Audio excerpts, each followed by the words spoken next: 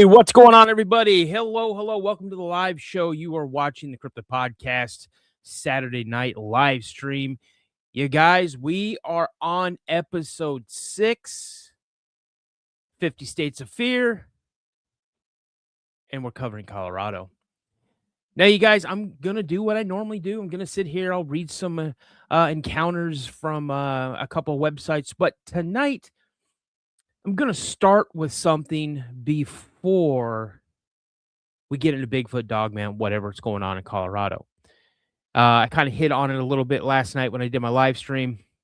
You guys, I want to say hello to everybody in the chat. Thank you so much for joining us. Robert, Dog, Bear, Wade, Kimberly, Wayland, Colonel, Greasebag, what's up? Myths, Monsters, and Mullets, Steamboat, Kristen, Robert, Franklin, what's going on?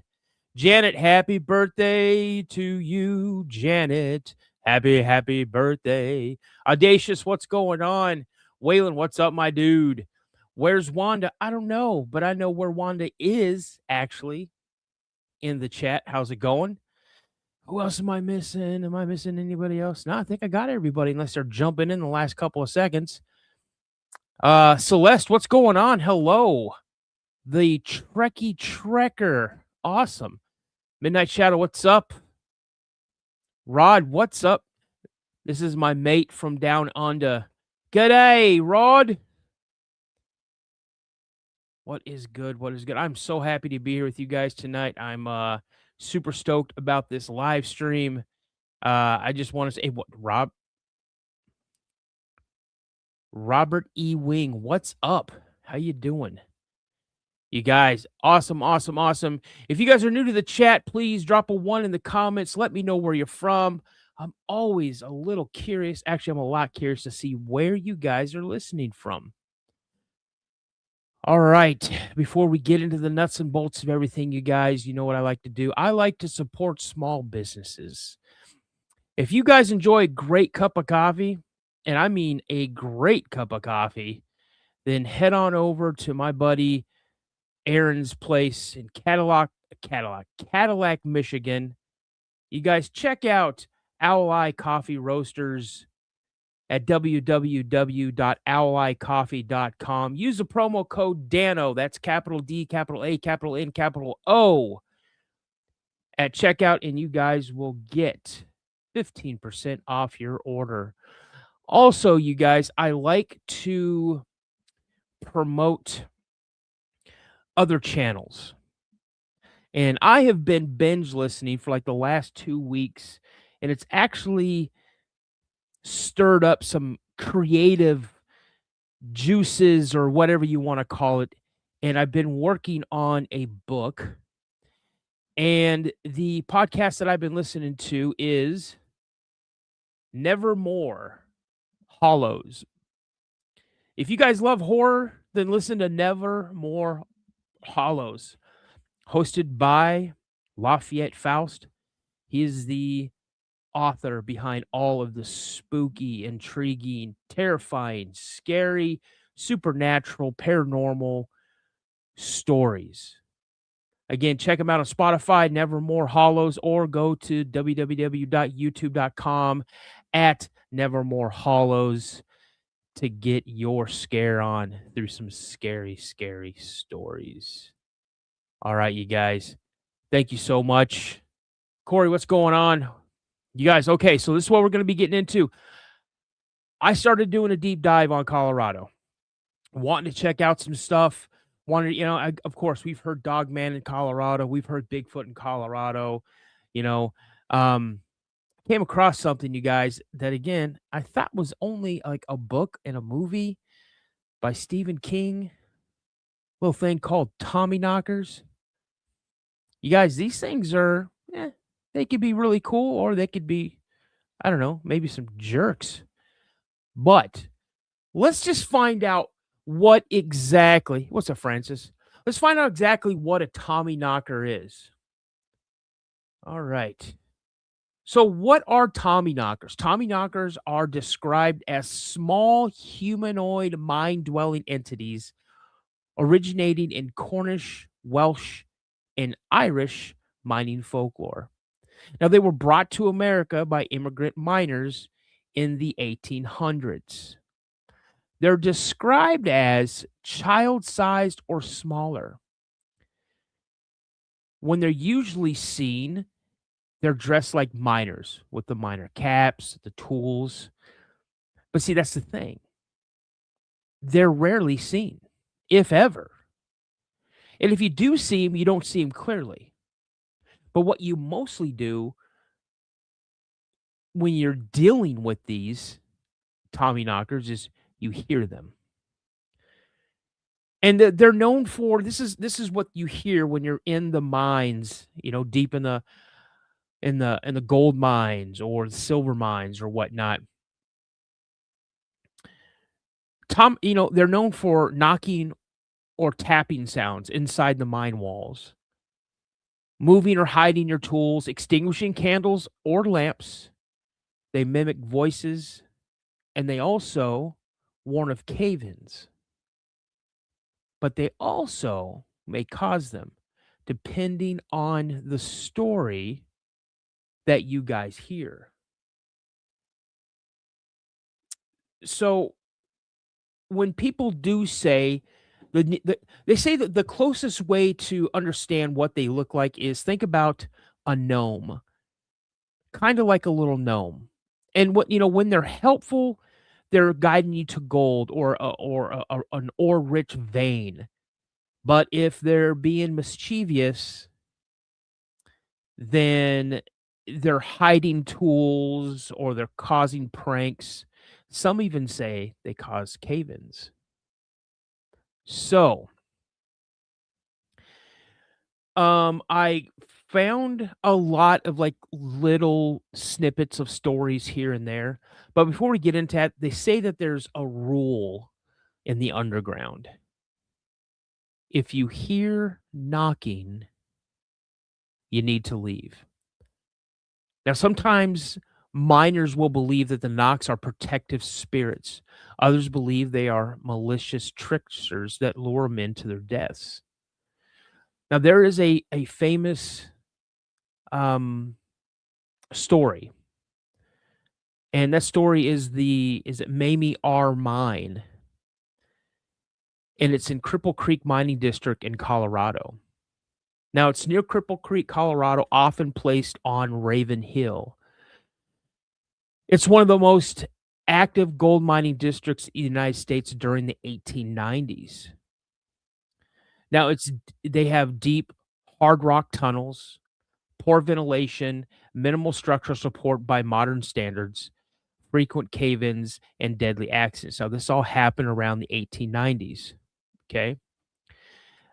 This was the kind of place where miners, when they went into the mine, they expected death.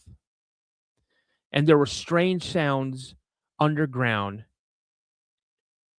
that when they were heard, they were taken very, very serious. Now, what happened at the Mamie R mine? What happened? Well, it became infamous because of the activities that went beyond the knocks. The core legend, and it's repeated across many, many sources, is that the miners in this mine would hear unexplained knocking. They would hear voices and whispers.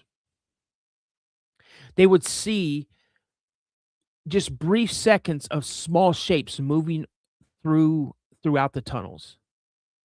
And a lot of times, equipment that they had would somehow just start misbehaving, as if something unseen was operating this equipment.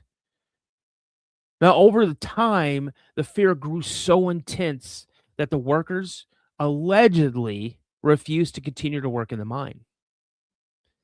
Now, Hank Bull, he is one of the miners from that mine that, you know, went out and started talking about what they were finding or what they were experiencing. And he's quoted as saying, "You got to understand something first. I've worked mines all over this district. I know the sounds. I know the mountain when it's talking."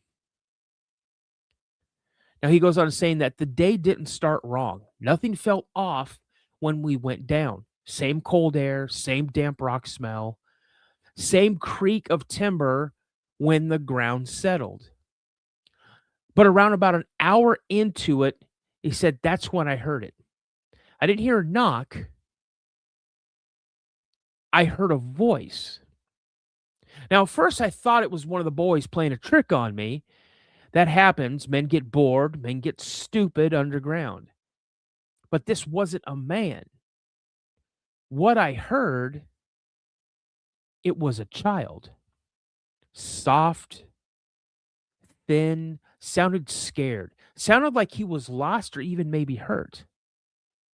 Now, I remember standing there with my lamp raised, listening to the echo, listening to it echo down a fresh cut that we had just opened. So there were no timbers yet. It was just bare rock, raw walls. And then the voice came again. Help me. He said, I felt my stomach turn cold because no children had any business being down there.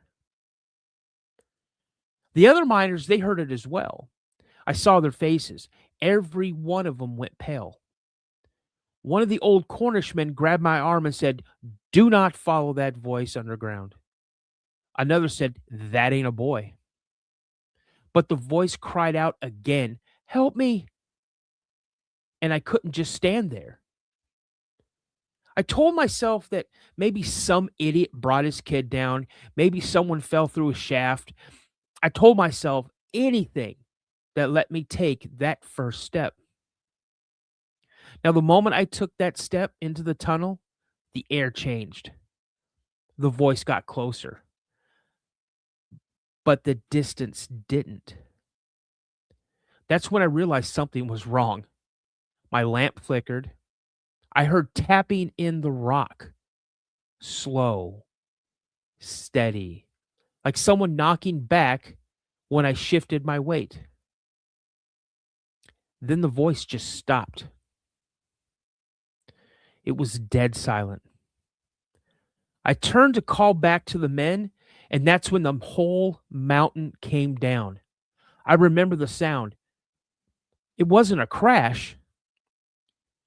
It was a roar, like the earth was closing its jaws around me. The last thing I felt was the ground drop out from under me and the weight hitting my back. I tried to shout, but but the dust filled my mouth. I couldn't see. I couldn't breathe.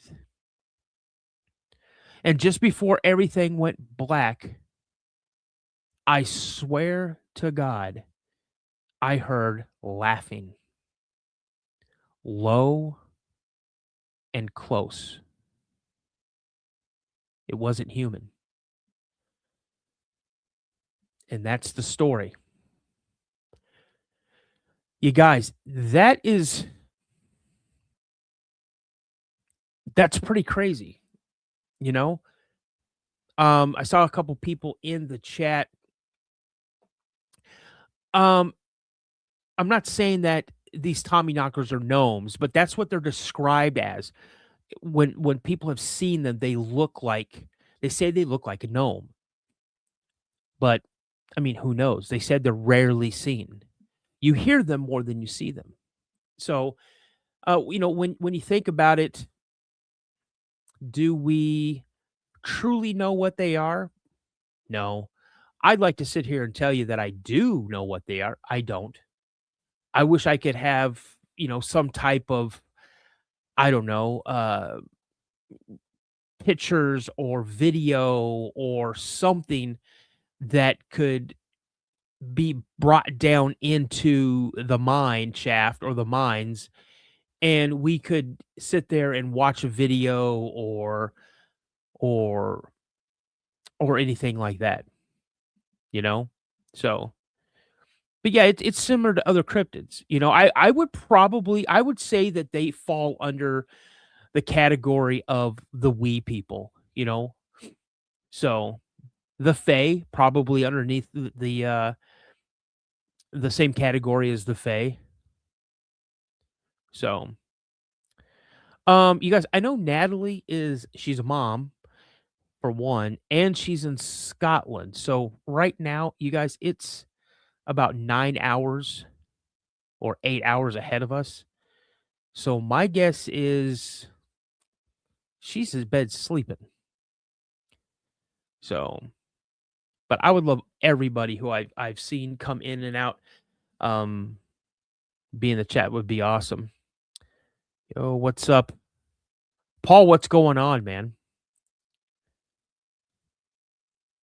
So, again, if you guys are new to the channel, new to the chat, my name is Dano. I'm the host of the Cryptid Podcast. We talk about everything cryptid here. This is a live stream that I do every other Saturday. And yeah, we talk about right now for these live streams, I'm doing what I call the 50 States of Fear. It's a series that I'm doing. I'm glad you're here, Paul. We're talking about Colorado. This is episode 6. We're talking about Colorado. I think, let's see, if Colorado, I think Connecticut is next. So, but yeah. Thomas, what's up, buddy? Now, you guys, I'm saying, I had a fantastic interview today. Krista, what is going on? How are you doing? It is great to see you. Got a couple other things I want to introduce to you guys before we get into pretty much giving you guys the show. You guys tell me what you want to hear about Dogman or Bigfoot and where. But before we do that, I just want to run a couple things by you guys. Okay. What do you guys think about me doing a nope, you know what? I'm not even going to bring it up because I don't think I'm going to. Rita, what's going on? How are you? But I will do. I want to introduce you guys to I want to introduce you guys to something. I want to introduce you guys to the Cryptid Kids. Let me know what you guys think about the Cryptid Kids. Going left or right, we have the Chupacabra. We have Bigfoot. We have the Yeti. We have Mothman. We have the Jersey Devil. And we have a Dogman. Now, I will tell you that the design for the Dogman, he's got breeches on. He's got pants on. I have a buddy who does 3D printing, and I told him, make them all black with yellow eyes, even the pants, because the pants don't belong on Dogman. So, it's a series of 6, and I'm just going to let you guys know for the January membership giveaway, what I'm going to do is, what's up, Jason? Linda, how are you? So the January giveaway, for members, if you want to become a member, yes, I have a membership. It is $2.99 a month. And with that, you get early access to a Saturday release. Okay, so I will do a Saturday show, and members of the Cryptid Podcast, the Cryptid Crew, they get early access to that show. And then that Saturday that it's scheduled to release, that everybody else gets to see it. But also, you get your name in for a membership drawing. So it means if you're a member of the Cryptid Podcast, the Cryptid Crew, then you guys get your name in a drawing. Now, what we're doing for the drawing is I'm giving away this. This is the last batch I have, you guys, until I get more made. So we get this one here. Okay. You'll get a 11 by 16, I think. Kind of like a little poster of the logo of the Cryptid Podcast. 2 stickers. Now, with that 11 by 16 logo of the Cryptid Podcast, if you want me to sign it, I will sign it. And also, I'm going to give away a set of 6, so you'll get one of each of the Cryptid Kids. I'm going to throw that in there as well. All right. So if you guys want to get in and become a member of the Cryptid Podcast, all you got to do is go to the site, the YouTube page, hit join, and there you go. That's what happens. Now, I saw someone dropping in some you haven't missed almost any of the show. We just got started, bud. Um if anybody is gifted a membership and that membership expires in January, so if it was given in December and expires sometimes in January, your name will still be entered in for that drawing. The membership drawing will be going through um, January 1st to January 31st. And I will assign every single member a random number. And I'll spin the magic wheel 5 times. On the 5th spin, whatever number pops up is the winner. I will reach out to that person as best as I possibly can. So I will also post the winning of the actual live spinning. So uh, when I announce the winner, if anybody knows who that person is, reach out to them. They have 48 hours to get back to me. Email me their mailing address, and then I will get back to them. Now, if they don't get back to me within 48 hours, then we do it one more time. And then if the second time no one sends me an email back, well, then we just hold all of it until the next one. And the next one will probably be in March. So, all right. Sorry to hear about you losing that freezer full of meat, man. That sucks. That sucks. All right, you guys. So let me get my trusty little pad of paper here. Let me get my fancy dancy little ink stick, my magic writing machine. This one right here. And I'll tell you what. Let's have it. You guys want to hear a Bigfoot encounter or Dogman encounter? If you want a Bigfoot encounter, please provide the county and the state. If you want to hear a Dogman encounter, just tell me what state. If they do not have anything in that county, then please list at least 2, maybe 3. Okay? And that way there's a couple options. What's up, Michelle? We're just getting started. So Amber is saying Dogman. Amber, does it matter what state I read it on?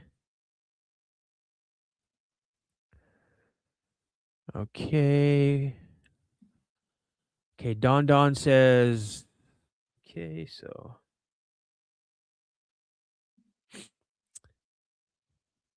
Montgomery County, Texas. Paul says Marion County, Florida. Buka says Dogman, Utah.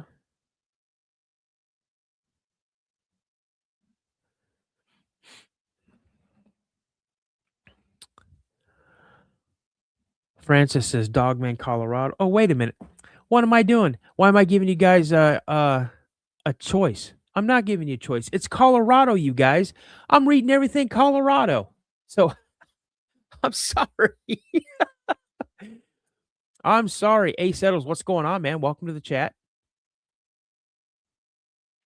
Thanks, man. Steamboat, Merry Christmas to you too, man. That's what I say here, you guys. I say Merry Christmas. I say Happy New Year, that type of stuff. So you guys, don't be confused, Wanda. I'm kind of confused as well. You guys, we are talking all Colorado, everything Colorado.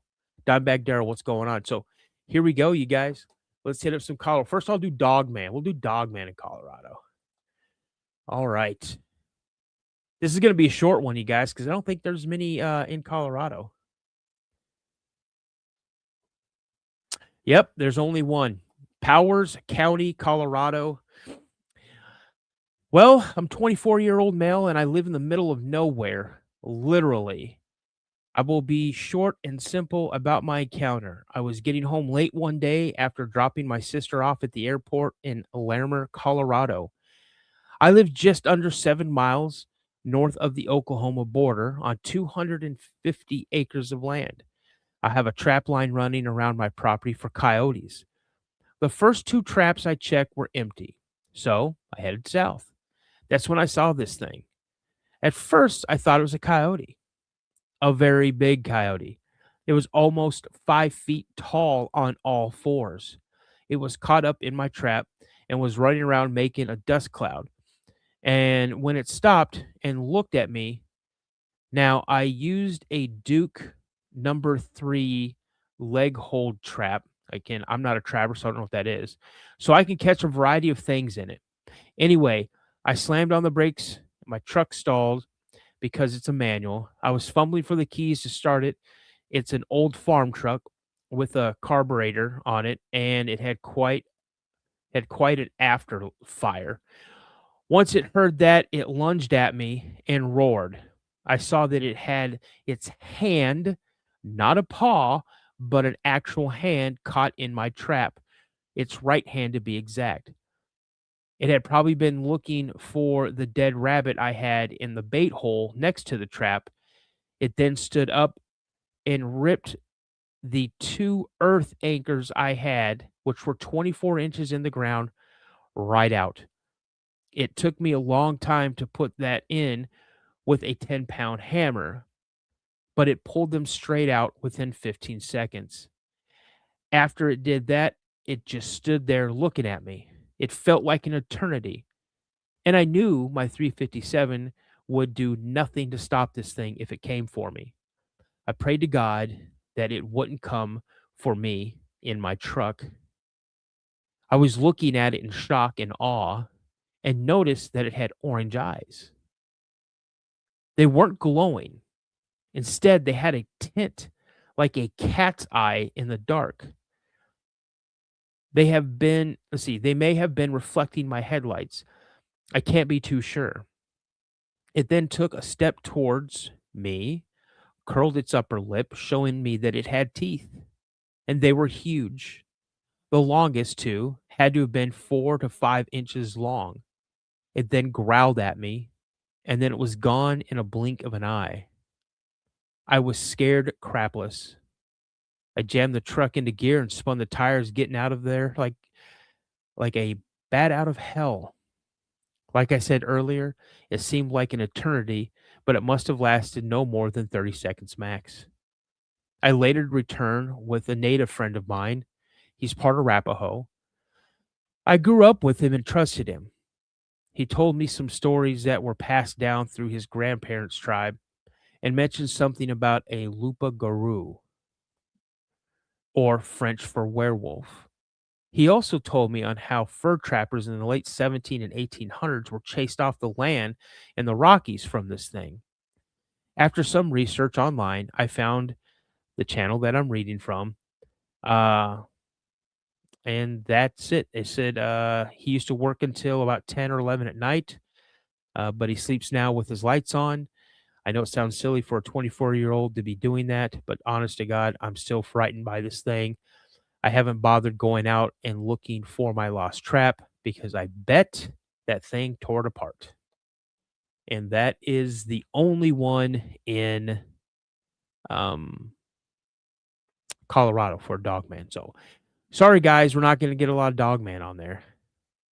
Larry, what's going on?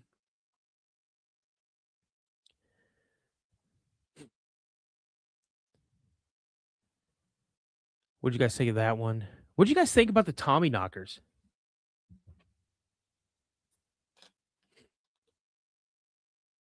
Number 3 is a heavy size trap. Okay.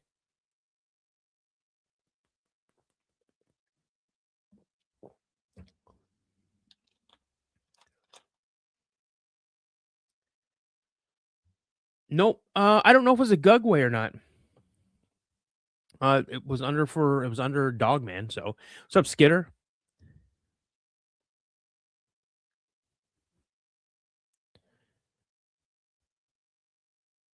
Buga, thank you so much. I appreciate that. I really do. And a Merry Christmas to you too. I'm good. What is a Tommy knocker? It's a well, you know what? I'll get back to it. I'll let you know. 1 second here. I closed that window, but I'll bring it right back up.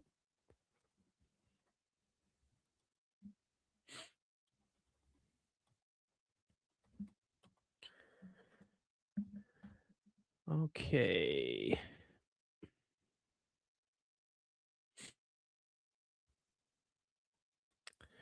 So what they're saying is that a Tommyknocker is a mythical subterranean gnome-like creature of Cornish and Devon folklore. The Welsh counterpart is the uh, Coblin. It is closely related to the Irish leprechaun, Kentish or Cochler, and the English and Scottish brownie. They're described. They describe the creature as a little person, uh, between 2 and 3.5 feet tall, maybe even smaller, with a disproportionately large head, long arms, wrinkled skin, and white whiskers. It wears a tiny version of a standard miner's garb and commits random mischief, such as stealing miners' unattended tools and food. Now, the Cornish miners believe that the Tommyknockers beckon them towards finding rich veins of whatever they're mining, gold, silver, tin, whatever. As miners changed from independent to family-owned operations to hire laborers for large industrial companies, there was an increased concern for safety, reflecting in the knockers' new rule. They knock on the mine walls to warn of impending collapses. Generally, they're considered benevolent. They were also known as tricksters who would hide tools, extinguish candles. Uh, they also have been known to um, be kind of malevolent and could potentially lead miners to their untimely demise. It is believed that the Tommy knockers here in the United States were brought over. I don't know. Were they smuggled in a backpack? I don't know. In the 1820s, when Welsh and Cornish miners, they brought the tales of the Tommy knockers and left and their thefts of unwatched items, warning knocks in Western Pennsylvania. That's kind of where it started. The Cornish miners, while they were mining for like gold and silver during those rushes in Colorado, Nevada, and California, um, the folklore started building even more and more, and it kind of just spread throughout the American West. So that's pretty much what a Tommy knocker is, if that helps. And Tagger, what's going on? Lori Gibbs, how are you doing?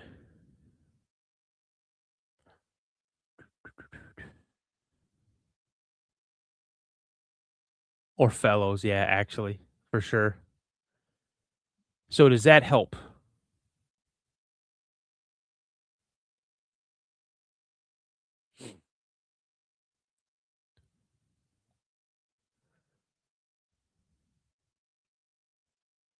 Sure, not a problem.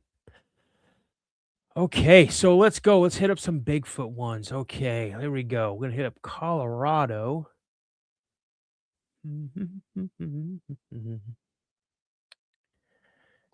Let's see here. Now, this is a story. It's called Bad Vibes in Paradise. Now, let's see, what did they say it is? It is the Goat Gulch story, which happened in 2008. My husband Ron and I have a favorite bow hunting hideaway. It's called Goat Gulch, tucked into the Colorado high country. The little valley is nearly unknown. There is no road, no trail, no fish, and no 14er. I don't know what that means. For peak for peak baggers, I don't know what that means either. Uh, with two small lakes and lots of privacy, it is idyllic for watching elk calves and mule deer fawns learn about life. It is a perfect place to hunt untroubled bucks during archery season. It's in a U-shaped glacier valley with a steep sidewalls, and gentle wide bottom, clothed in willow mazes and dense patches of spruce, crumholtz. Only a mile wide and a couple miles long, the valley is small by Rocky standards, but still gives a hunter plenty of room to make mistakes. It had always been a great place to entertain ourselves, alternatively watching each other being outmaneuvered by the local deer. Conditions for stalking are challenging. The breeze swirls around the glacier bowl at the head of the valley, making approach from any direction a crap shot. Maybe you can make it before your scent does, maybe not. The thermals often force you to follow uh, circulatory routes to your chosen ambush. Getting close to those conditions provides frustration from many facets. Yet the weather at that time of year is delicious. It is easy to relax and enjoy the game of pursuit. On a good day, you can count more than 2 dozen bucks as well as does, and fawns as well. A herd of elk and sometimes mountain goats lounging on the snowfields at the head wall. Uh, we put our tents in a very secluded spot at the mouth of the valley where we can sit and glass the hillside while our coffee brews. The valley has many good moods and then some of them impossible to fathom or explain. One evening, after Ron and I set up camp, we took off in different directions to hunt. Ron climbed the steep east wall to catch a certain trail that was frequented by deer. It's a great little funnel on the ridge spine where several trails from our side converge and several trails up in the excuse me, they said limber, but timber pine forest on the back of the ridge aim the deer and elk uh, into Goat Gulch. The trail is a perfect pinch point. He had luck there before, so it seemed a good plan. I took to the I took to the wheel bottoms, working my way along the toe of the west wall, getting to the downwind end of the breeze. Then I patted my way back to the east side of the valley below Ron's Ridge.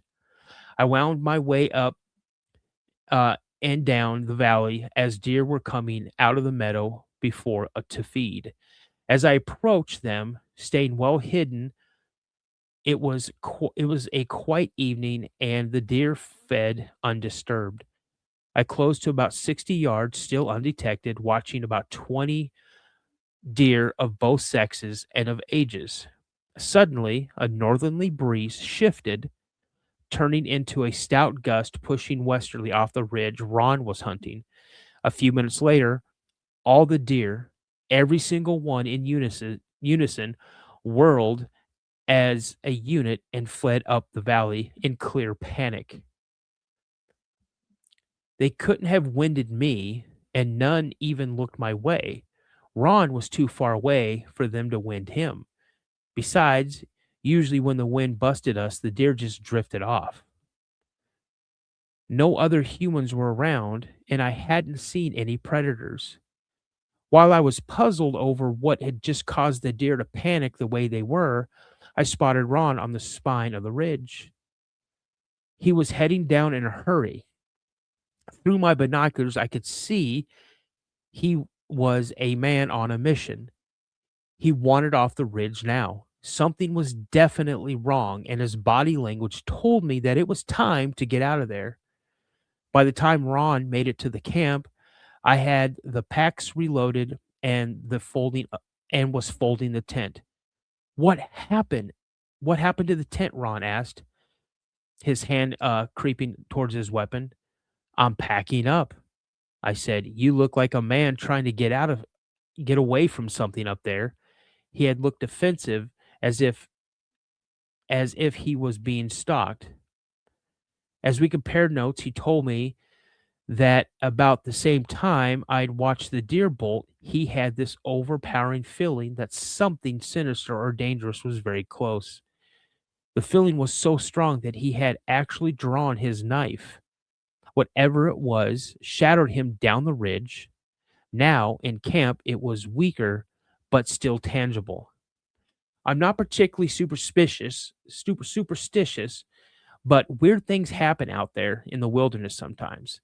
Things that cannot be explained in normal terms. His story, coupled with the deer heading headlong in retreat, was enough to spook me. I redoubled my speed to finish packing. Dusk was imminent, and now neither of us wanted to be in the valley when darkness fell. We hustled down the game trail that we had used, and then we dropped towards the road. The sensation of threat grew fainter and fainter. Finally, just before dark, we could see the forest road. Whatever it was left us. Some things are tough to explain. I had a similar feeling up there once while I was sheep hunting alone and the only human within a miles. I'd been camping the tr- camp. I had been camped at the tree line for a couple of weeks and was very in tune with the wilderness. I had time to get to know the community badger and had a nodding acquaintance with a pair of blue grouse. Even the elk had decided I wasn't a threat. A herd simply parted one evening and allowed me to walk through them. I had, be, I had become part of the landscape and felt remarkably comfortable until one afternoon. I was climbing high and found no sheep. As I sat in the open tundra studying the country below, I decided to go down into the timber and see if the rams had bedded in the upper bristle cone zone. I had done this several times over the past 2 weeks, but this day something was different. I dipped down towards the tree and got closer. And the closer that I got, the harder something pushed against me. Some psychic barrier stopped me. I didn't know what to make of it, but I felt like it was a force field. It didn't feel particularly malevolent, but when I got close to a certain spot, there was this sense of threat. Like I felt come no closer. I was getting that vibe. It wasn't like getting too close to a grizzly, suddenly finding a fresh sign of thick cover. No, this feeling was of mortal risk. It was more like a warning. How strange did I feel? It was as if a ram had a guard. See, if a ram had a guardian that kept him from harm, maybe that was it. The keeper of the ram was protecting its ward. When I retreated back up the mountain, the feeling was gone. So I tried again. And when I approached the same area again, I had that same feeling. It felt as if the force field returned. I can't explain it in any rational terms, but I never got within 100 yards of the trees. I still have no understanding of what Ron and I experienced that evening or what I felt on my solo hunt. When we returned to the valley a few weeks later, I delighted once again in the tranquility. The evil was nowhere to be found, and the deer had returned to their skillful and relaxing ways, avoiding us. So that is what's up, are you? So that you guys that's kind of cool if you think about that. I wonder what Ron did see.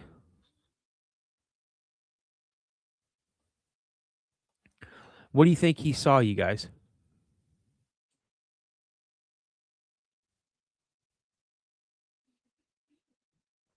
Dave, what's up, man? A Yeti? Bro, Yetis are not in the United States.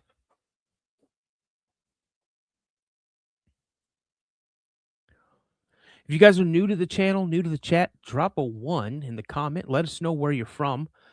I love seeing where people are listening to the show from. If you guys enjoy what you're hearing, please consider subscribing to the channel. Steamboat, that would be cool, man. Paul, absolutely trust your gut feeling. 100% trust your gut feeling. 100%.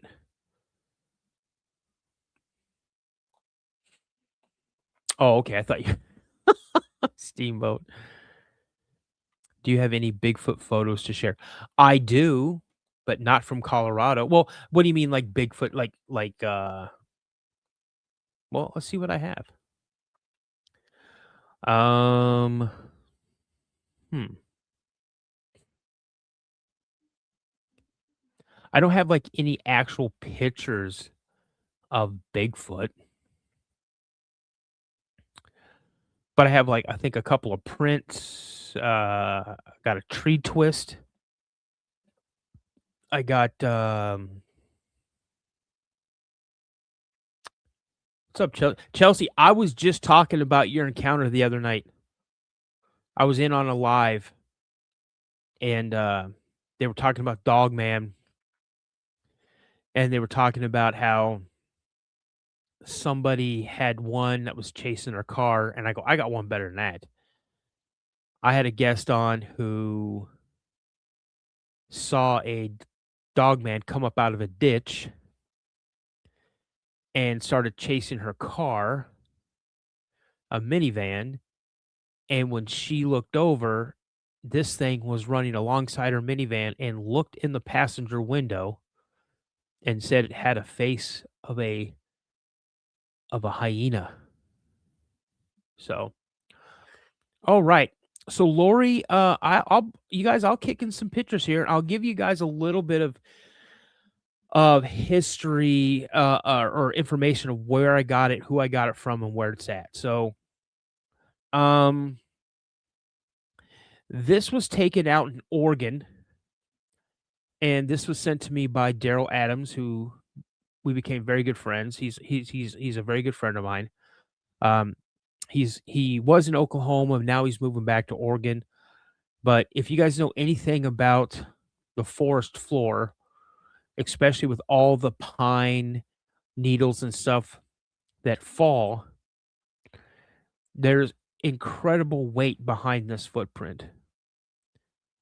Now, I believe Daryl said he wears a size 10, like a 10 wide.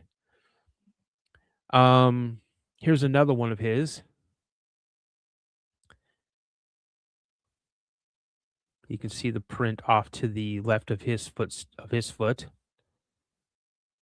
This is a tree twist that he found on his property. And the property that he has that he had in Oregon was called Owl Moon Lab. Here's a tree twist.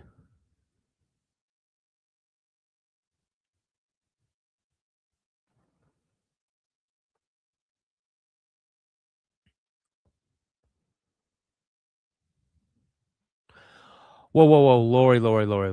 Hold on. Hold on. So you had your first Bigfoot encounter in Hood River in the Dalles area. I know where the Dalles is. I have family all over Oregon. Astoria, Dallas, Salem, Eugene, Portland. So that's where my dad's family's from. Hood, Coos Bay.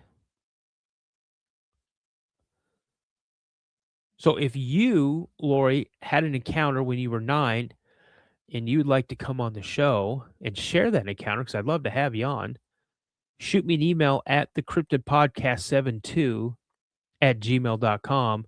Again, thecryptidpodcast72 at gmail.com.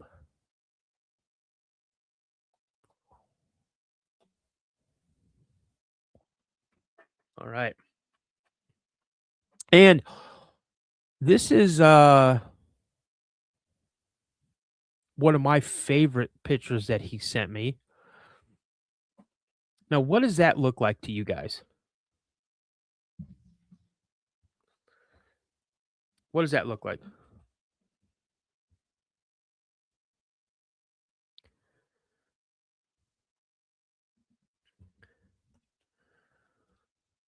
Lori, please send me an email. I'd love to have you on the show.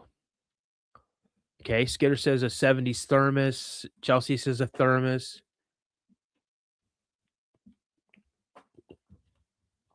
Would you guys like to know the story behind that picture?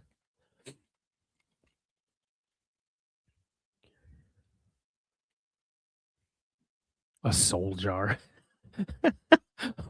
Robert gets dark.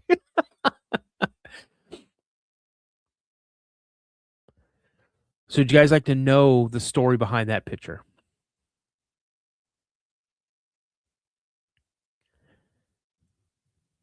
Okay. So, here is what's up there, Phantom Messiah. So, here is the story. So, Daryl was walking his property with his dog. I think it was a mini Australian Shepherd. And as he was walking, they walked up this trail, had walked up this trail numerous times.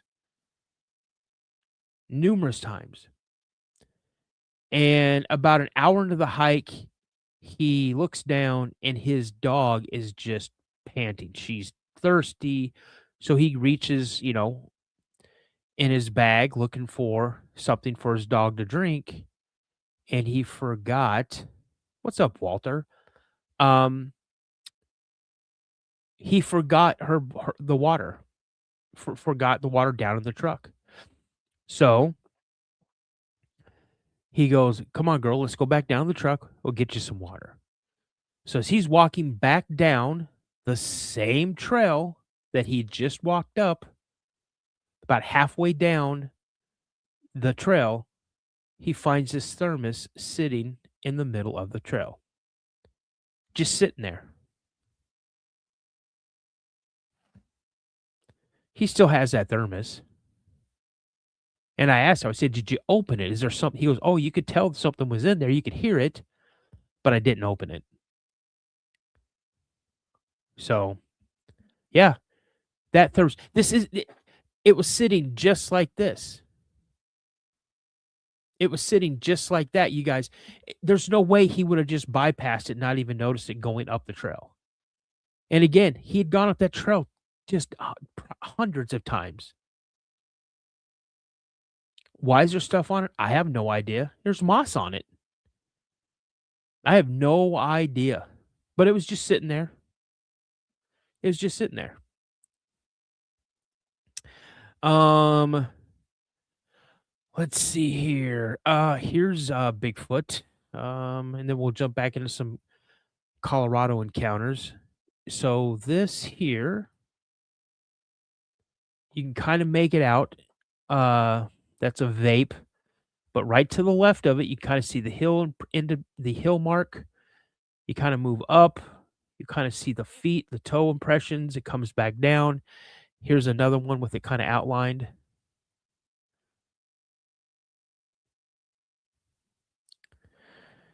This was close to someone's camping spot. They found this GIF or glyph. They found the glyph there. And they also found these prints on their vehicle. Now, where all these pictures come from, you guys? This is Australia. This is from my buddy Rod in Australia, and they're Yowie prints.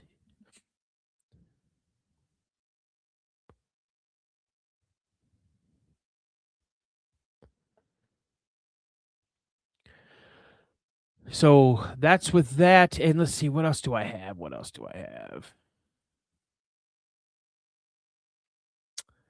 Let's see here.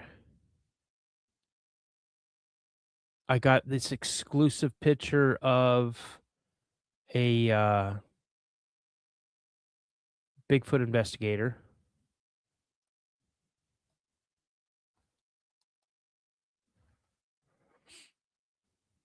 What's up, Nick?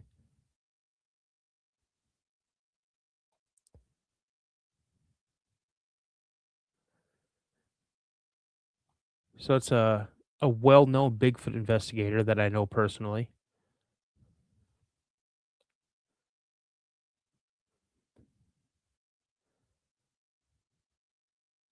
What's up, Cyclops Warrior?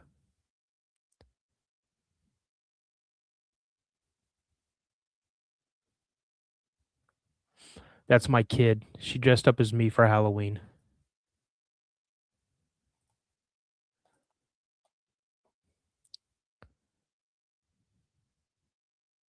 Nick, hello, Cyclops Warrior from the mountains of Tennessee. What's up, buddy?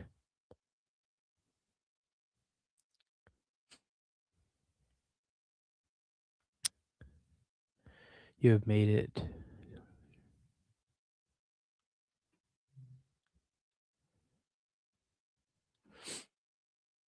All right. And guys, I'll do a couple more pictures.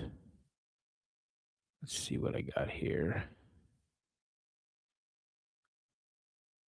Oh, this is a pretty cool one. Kind of look. You see the big tree in the foreground, and then kind of in the middle of the picture, you see that smaller tree, and then to the left and further back. This is captured on somebody's camera.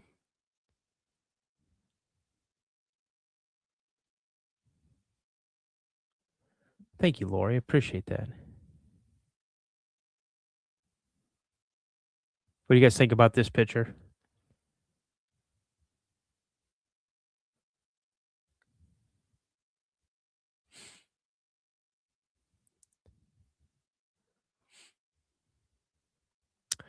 What about this picture?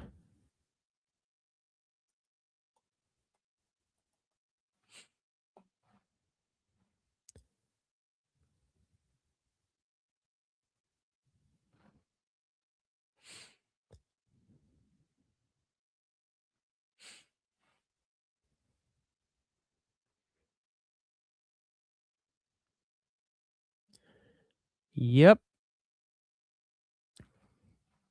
They didn't know that they caught this picture. They were going through a bunch of their pictures, and this one popped up.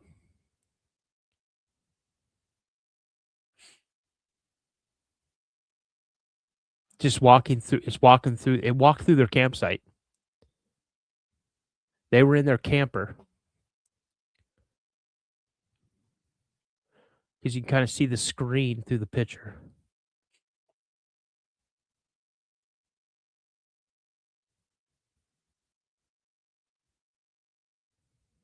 Nope, that's not AI. Nope. All right, you guys, let's get into some more stories. Colorado. Let's see what we got going on here.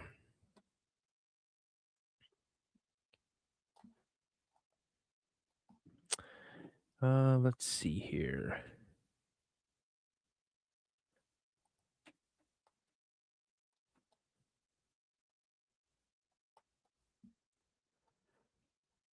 Okay, this is in Telluride, Colorado.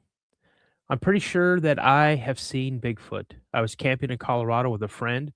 We had gone up there to see a band play and arrived there the day before the show started. We got to a campsite. Hold on a second here.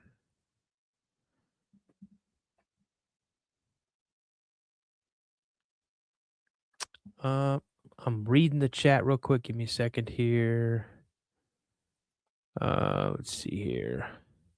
Just a guy who yaps. Dano, do you plan on hopping back onto DA's podcast anytime soon? As a guest? What's up, Bikes?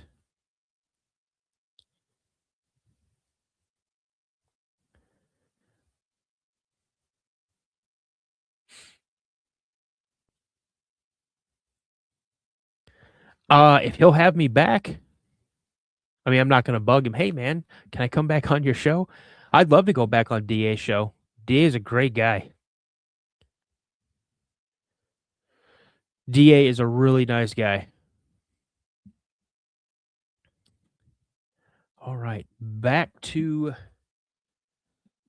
the story. So they arrived early the day before the show. They got a campsite about an hour away from Telluride, um, because all the hotels in and around Telluride had no vacancy signs.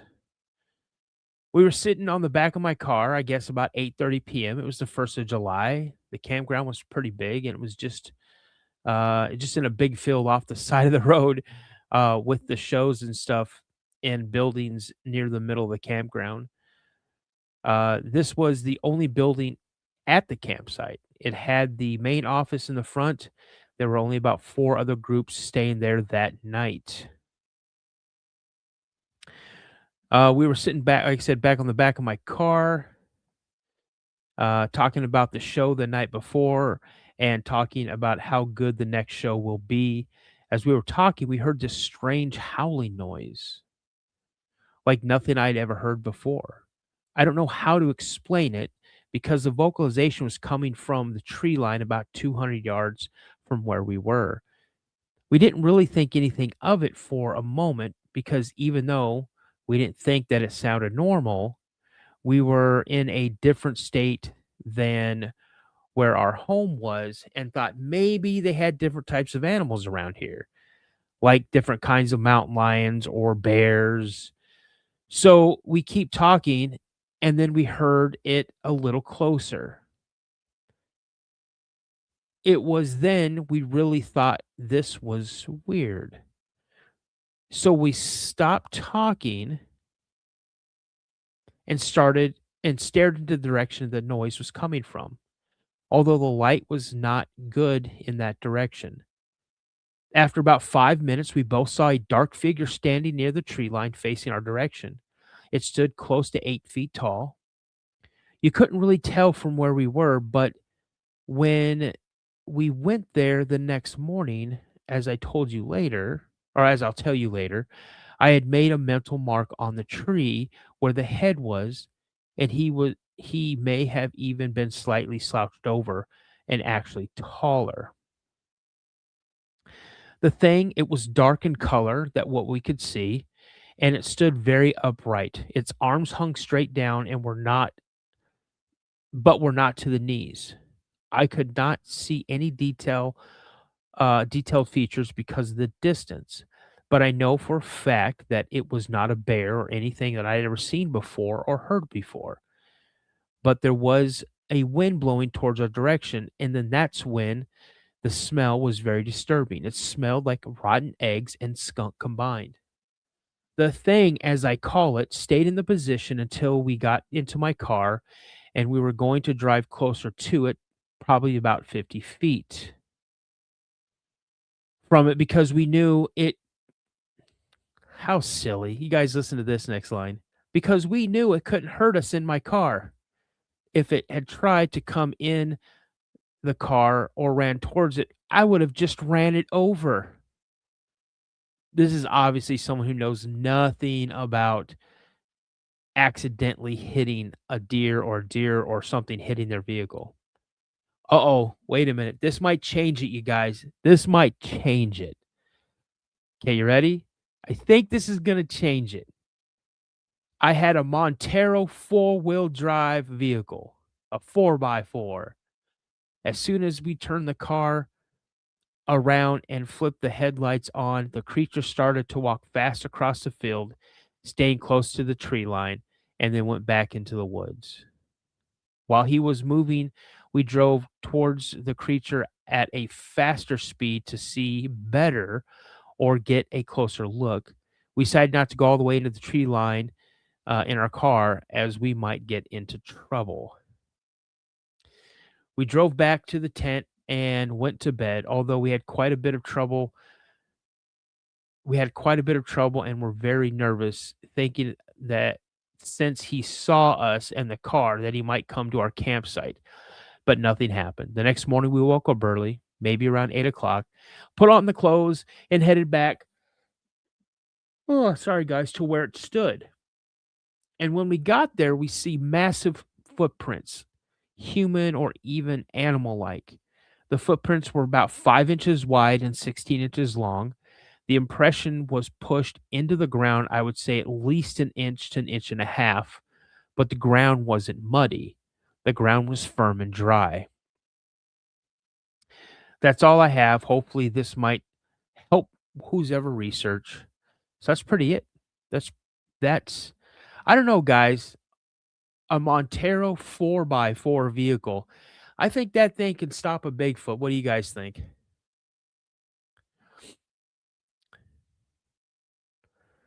What's up, T? How you doing? Okay, let's see here. This kind of story seems weak.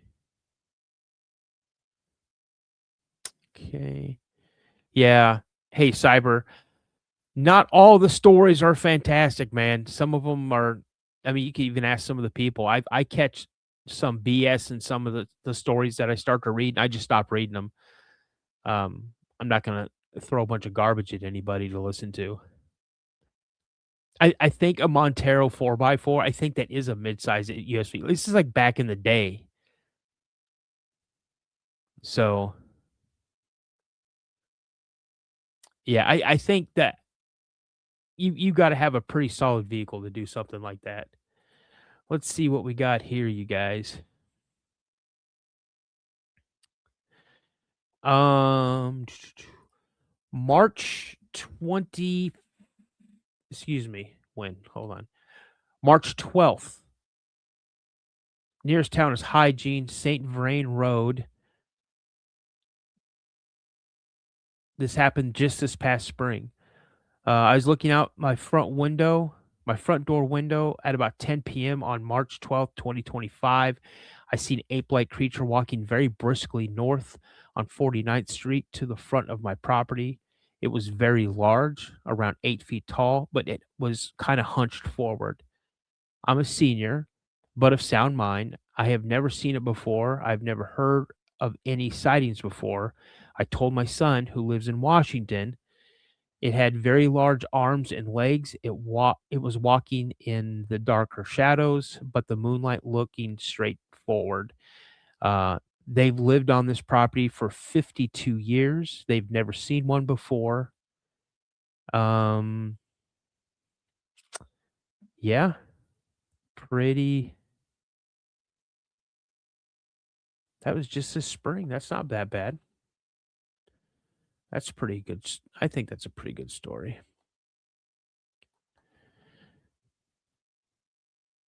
I'm a senior. I'm not giving up my age.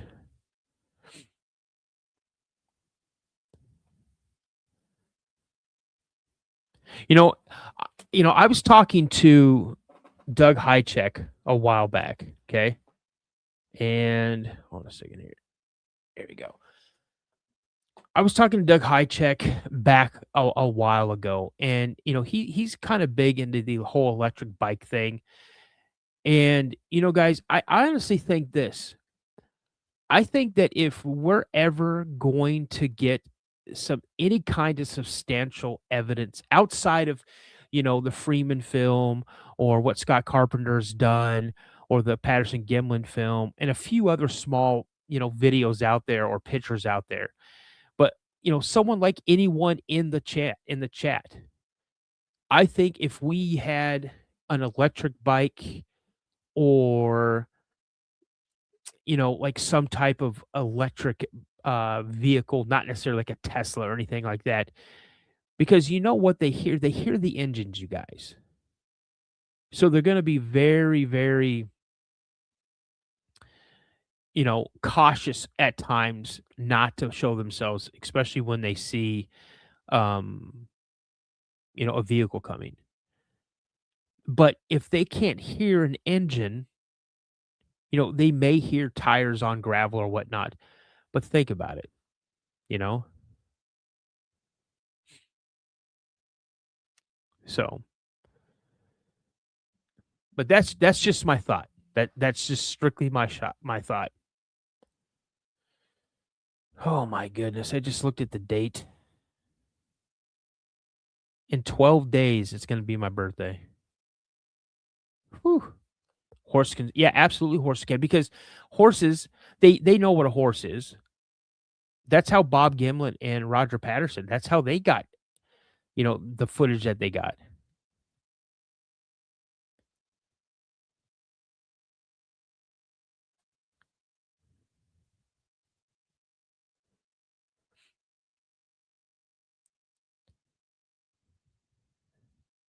I'm a lot older than you think I am. How old do I look, Lori? If you know my real age, do not say it in chat.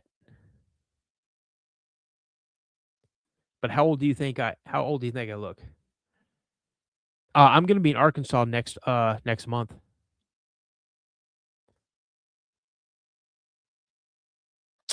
Skitter, thanks, bro. I got 45, I got 42, 47. Nice. What about drones? Franklin, I think there's been some really good um um video of things on drones.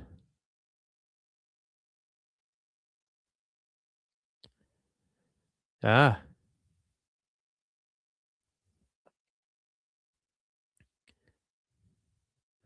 All right, any more guesses? And I'll divulge how old I'm gonna be. Skid, thanks for those subs, man. Oh, those memberships. I appreciate that.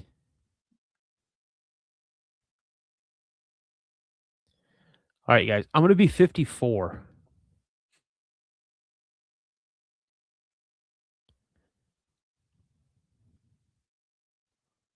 Yep, 54.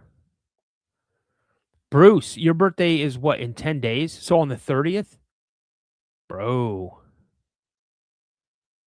No, I'm gonna be 54. Yep. 54.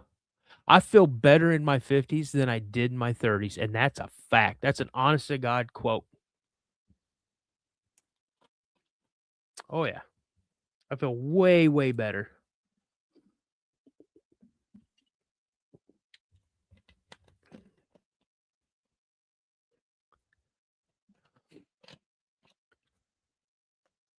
66. Well, happy early birthday to you too.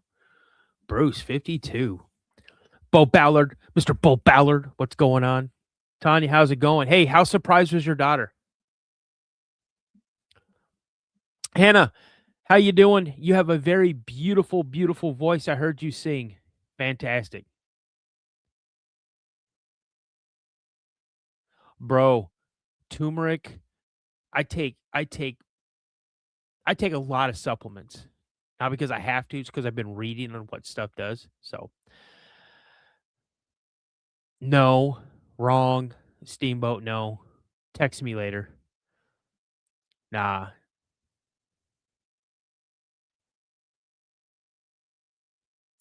All right, let's get into a couple more stories, you guys. We got a little bit more time left. I have a early interview tomorrow morning, so I have to agree. Made few life changes, feel better now. Absolutely, Cyclops were 100%. Well, number one, I lost over like 163 pounds, so I was way over 400 pounds at one time. And then, I once a while I'll have soda. Mostly, I drink a ton of water. So, oh, it's gonna be a fun interview. I can't wait for it. It's gonna be a really, really good interview. Just like the interview I had today, you guys. The interview I had today is fantastic. In my opinion, it is in the top tier of documented encounters. The person that I interviewed has firsthand knowledge of this event because it happened to her dad, her uncles, her cousins, and her grandmother. So, Dano, there is something that happened at a Girl Scout camp. When did that happen? Because I know there was an incident in Colorado that happened at a Boy Scout camp. Dude, I'll tell you right now, Bullets, that is such a great statement. It is true.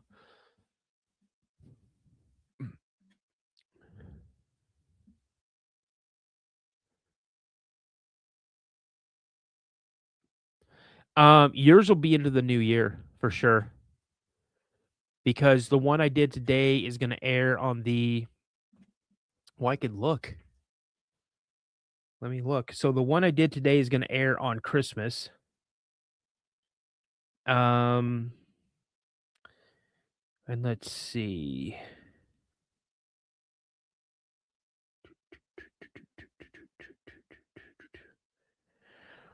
And Robert, yours is on the 27th. What time are we doing yours again? I have to look again. 30th. No, 30th.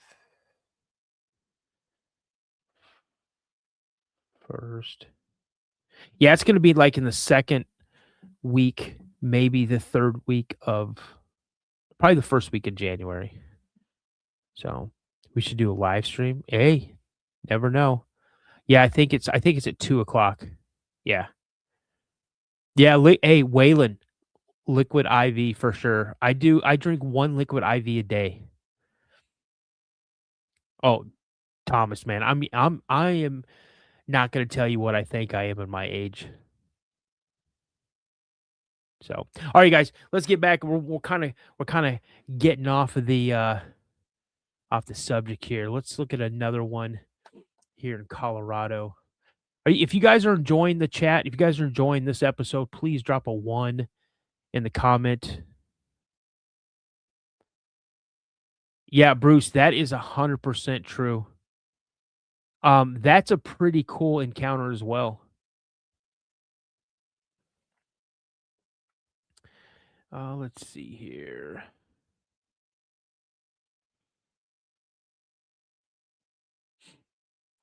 Okay, now this is the mysterious San Luis Valley Bigfoot sighting, I guess, in 1996.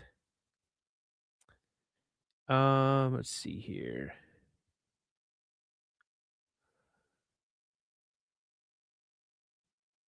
I guess there's quite a few articles written about this. Over the course of my investigation into the odd occurrences in the valley, I've stumbled upon rumors and legends of Bigfoot type creatures that have circulated here since the 19th century. Until now, I've never uncovered what I consider to be a documented sighting of these elusive creatures.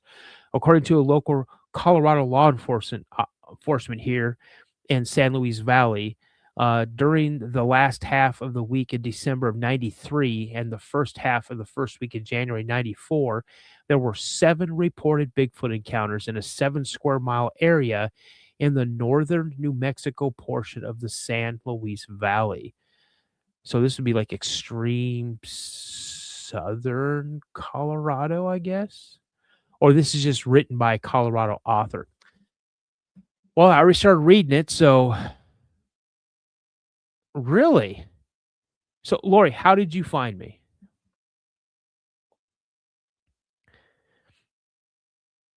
Let's hear the Boy Scout one. I have to look for it. Let me bear with me a second here, you guys.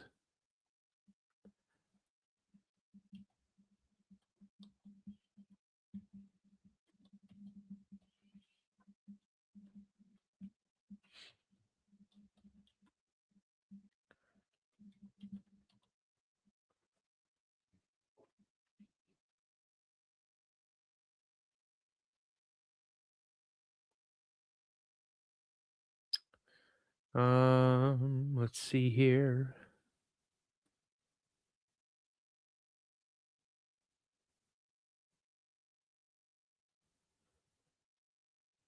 I'm trying to find just like a specific location, but everything's coming up is video. So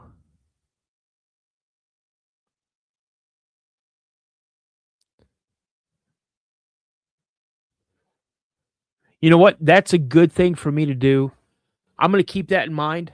That I think that would be a good maybe like a bonus Saturday release.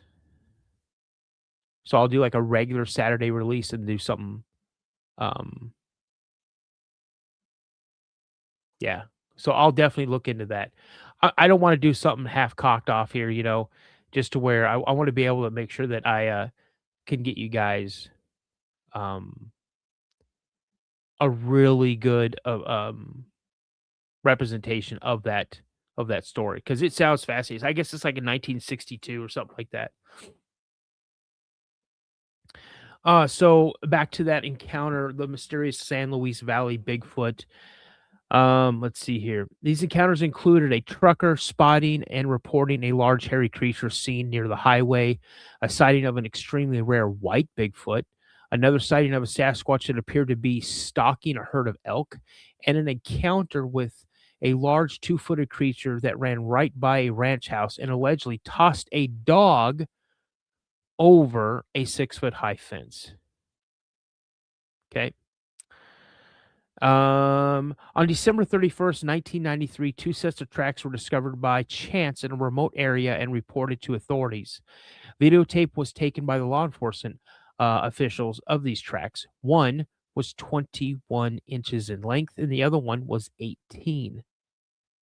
Um, Descending over a variety of terrain, snow, mud, and rocks, side by side for several hundred yards down a steep cow path. Several of the tracks were pristine, even showing toenail marks, not claws, toenail marks. During the 7-day time period, a high strangeness report was filed to authorities by a distraught mother and son. The two had claimed they had been driving back from the mountains at dusk when they rounded a curve in the road and came face to face what they described as a tall, dark, hairy creature with large, pointed ears and glowing red eyes. Or, excuse me, large glowing eyes. According to their account, as related to by the sheriff, the creature did not resemble a bear. It had long arms that dangled well below its knees. Not knowing quite what to do, they put their car in reverse and tried to turn around. They eventually scared the creature, which dropped down on all fours and ran away like a dog. Now, if this is true, this is the first report of a Sasquatch dropping down on all fours like a dog rather than knuckle walker. A bear with pointed ears? Both witnesses were very shaken by the up close encounter, which was taken seriously by law enforcement, who mounted an extensive and lengthy search that turned up nothing.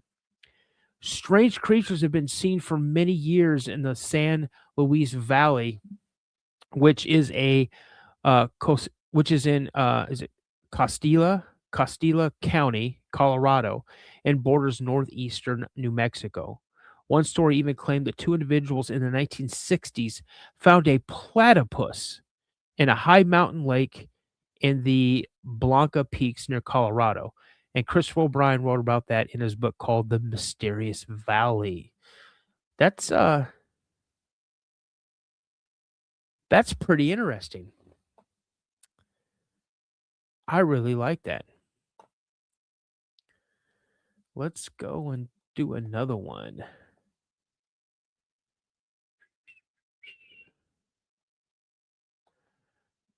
This one is in, let's see, Pueblo County, Colorado, July 11th, 2005. Outdoorsman hunter Pete Ray Williams reported that he was traveling northbound on Colorado 96 past Wetmore en route to Florence. When he blew a right rear tire on his truck, he stopped to change a tire just a few yards short of the right turn to County Road 389, which would be going eastbound. It was about 7:50 p.m. in the evening. Williams stated that he was putting on the spare and dumping the blown tire in the bed of his truck when something caught his attention up the road to his right. I looked up and was shocked to see two Bigfoot looking creatures cross the road from east to west in about 3 steps and then disappeared into the open field in setting sun shadows on the other side. He swears that he heard them talking in a frantic kind of nattering. I looked up because I thought what I was hearing was men arguing. Just that quick, they were there walking across the road. I heard these sounds, maybe talking angrily, then they were gone. Williams figures that they were either fleeing the fire line off to the northeast, or were confused and or displaced. He finished with his tire, drove to the other side of the road where the two left the road, but found nothing. Williams said they were black, both of them. One was taller than the other and bigger, and the bigger one wasn't looking where it was going, but looking at the other Bigfoot with its arms straight down at its sides. And the other one was gesturing, not wildly, just gesturing with its hands about something. Maybe, he said, they were arguing, but they carried on like people do when uh, they do on their way to somewheres. It was really wild seeing my first Bigfoot sighting. No kidding. Janet, good night and happy birthday to you. I hope you had a fantastic day. I don't know if it was a male or female. As fast as my eyes adjusted to the scene, they were gone. Man, they moved, but they weren't running. We saw a couple of deer cross Road 96 earlier. There was a wildfire burning off in the distance somewhere towards the east. William's stepdaughter, Leslie, um, formerly of Cokedale near Trinidad, Colorado, also witnessed the event. She was inside the cab of the truck caring for her baby. In a telephone interview, she said that she thought they both were better than 8 feet in height and thought they must both be males. She didn't hear any sounds from them, but wasn't outside the truck. But she did hear Pete yelling at her to look at the big feet crossing the road. I already saw them by the time Pete started yelling at me. I saw them coming, but thought I was seeing things. Yeah, this is like not a real is not really happening. Who would believe this? They were both big males. I mean, they were like two big dudes. She thought that they crossed the road in about 2 steps. Something like this unexpected left me speechless. We sat there in the truck for a while and just stared off into space. I don't know about Pete, but I don't know how to process this thing. It happened so fast. It's kind of surreal, and like that was that. So that's pretty cool. That's pretty cool. We'll do a couple of more here. Let's see here. Let's see here. What we saw was very large creature, at least 7 feet tall. Oh, approximately 350 pounds with very long arms. Took a very long step as he crossed along the grassy slope. He stopped at a small group of pines at the edge of the sheer bluff over Cibola Creek. We each had scopes and binoculars. We watched them for several minutes. My brother-in-law had the best optic and was able to see its face. He saw white hair around its eyes and mouth and sad eyes that were yellowish orange. We each had cameras in our packs, but were too stunned to remember them. The creature went to the edge and jumped. He was never more than 100 yards on a very clear day in short grass. This sighting was in Gunnison or Hisdale County, Colorado, on October 10th, 1983. We had not begun our hunt. We were still backpacking. I wish now that we had contacted someone since we had it in a vulnerable spot. I have also thought that maybe it had a den there in the rocks. This area is on public land. It's in the Powderhorn primitive area. There are no good roads there are no roads and no vehicles allowed. It's northeast of Lake City and south of Powderhorn. We crossed Cibola Creek at the Goo John Ranch, and followed the trail up to about 11,000 feet elevation, just east of Fish Canyon. Hmm. That's pretty crazy. Now, I think they're right. I think what it did is it jumped down to maybe a little ledge and, yeah, I think it jumped down to like a little ledge and might have had maybe, I don't know, like a little cave or something like that it could have gone down into. That's kinda cool. Let's see here. This is in the San Isabel National Forest. We were on a Forest Service road with small mountain bikes, or excuse me, small mountains on both sides and a small stream off to the right of the road. My father and I were in our truck, turning a slight corner on a Forest Service road. When the headlights came around, they reflected off something standing near a tree. We we both seen the bright orange and looked in the direction. It was still dark, so we only had the lights of our headlights.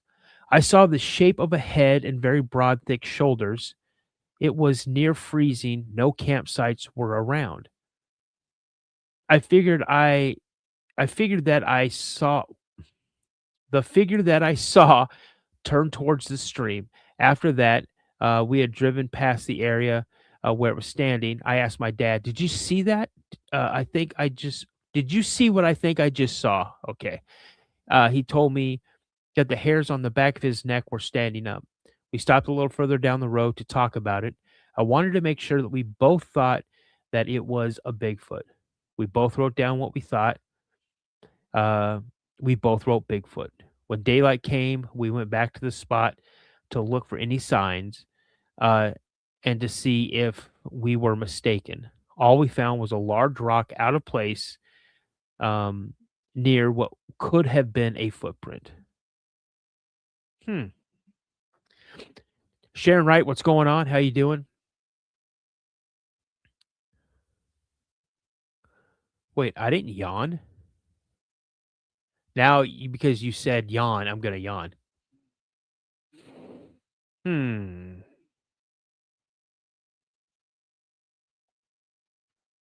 All right. Let's do another one. This time check we got going here. Hour 31. Okay.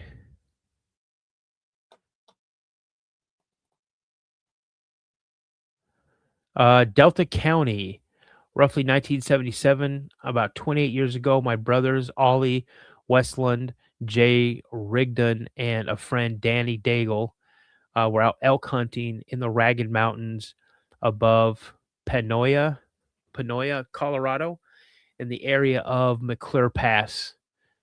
Um, Panoia State Park is to the northeast of the Great Gunnison, with the Grand Mesa National Forest sitting off to the northwest. We were hunting in a very rugged and tough terrain. We were talking and joking about how quiet and eerie it seemed in this particular area because it wasn't an area that we usually hunted. It was quite different because we didn't hear all the chipmunks and camp robbers, squirrels, etc., like we did in our other parts of the McClure Pass area. There were few hunters. There were few hunters in the area too because it was so difficult to get into this area.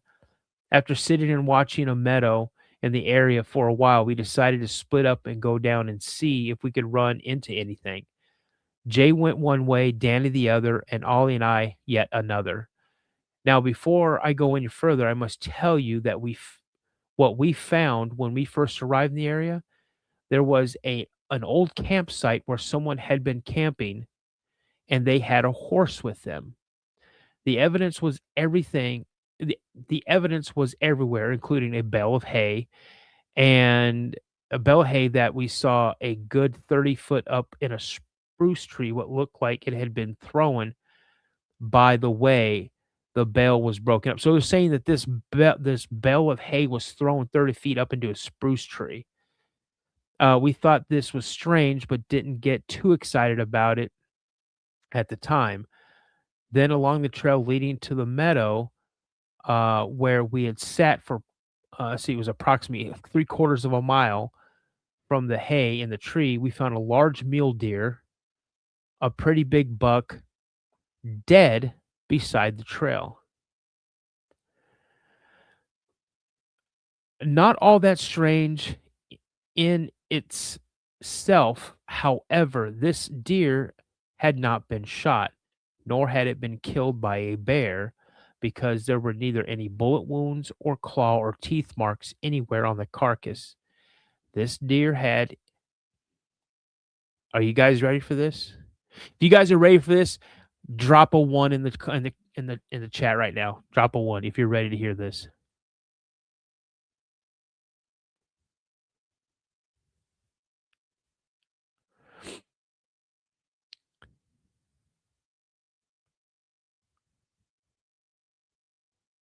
All right. Now remember, there were no bullet wounds, no claw marks, no teeth marks anywhere on this carcass. This deer had its head torn off, and its limbs were also torn off, and it was scattered around the area of about 40 to 50 feet in diameter. Strange though it was, we still weren't concerned or worried about anything. We were there to get an elk, and that was foremost on our minds. You guys, do you understand the strength that it would take to tear the head off of a mule deer? Who in here knows how big a mule deer is? They're bigger than white-tailed deer.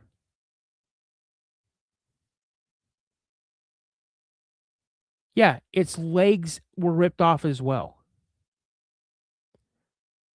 Skidder, you're a logger. I'm sure you've seen plenty of big muleys up where you've been out working before.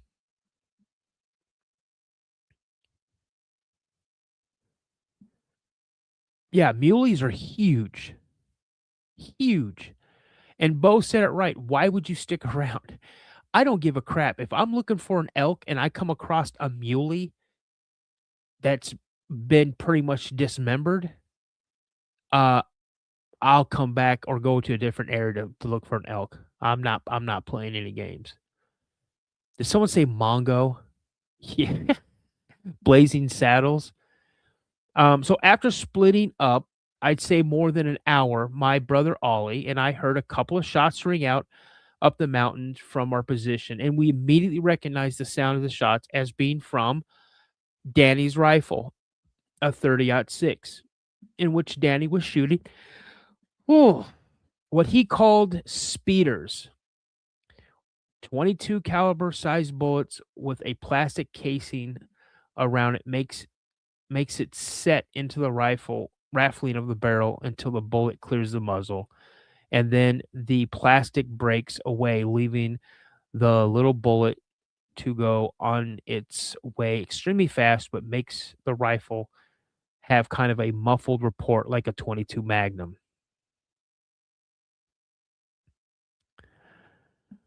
All right. So we headed in the direction the shots rang out and agreeing it was Danny because he had one down. We'd need to, if he had one down, we need to get there to help take care of it quickly because it was almost dusk. Along the way, we saw some tracks going across a sloped meadow and up a steep hill on the other side of the meadow. And I said to my brother, that must be Danny's tracks there. Let's head up that way and follow them to Danny. When we got to the tracks, we were both dumbfounded. Neither of us spoke for a few seconds. I guess because one of us could believe what we were looking at. Neither one of us could believe what we were looking at. These tracks were approximately 18 inches long, 8 to 10 inches wide at the ball of the foot. I tried to step alongside one of the tracks at the same time and at the same stride, but I couldn't even come close. We thought it might be a hoax, but when we got to where they went up a steep hill that I mentioned before, there would have been no way a man with a pair of big feet strapped on his feet could have traversed the slope the way these tracks went straight up into the mountain. Well, we finally found Danny, and he did have a spike down. And while helping him dress out the elk, I brought up the tracks that Ole and I had seen earlier. And Danny looked at us if he had seen a ghost. He said, "Oh my God, I saw the same tracks in a muddy creek bed down the hill a little ways." We were all a bit shaken by the discovery, especially after you factor in the deer, the hay, the rugged terrain, and etc. We said that one day we were going to go back up there and try to find more evidence, or better yet, maybe get some physical evidence or even a picture of the creature. At least some plaster casts of the footprints. I'm truly convinced that there are Bigfoot in this area, and my brothers Danny and I are planning a trip back up there early in September of 2026. Yeah, that's crazy.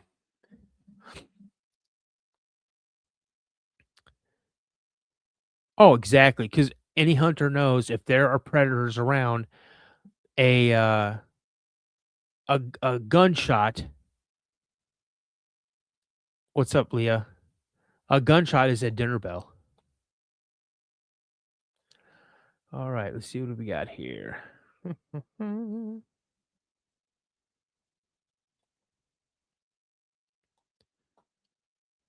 Okay, already read that one. That one's not available. Reddit, Reddit, Reddit, Reddit, Reddit, Reddit, Reddit. Okay, let's go to this one here.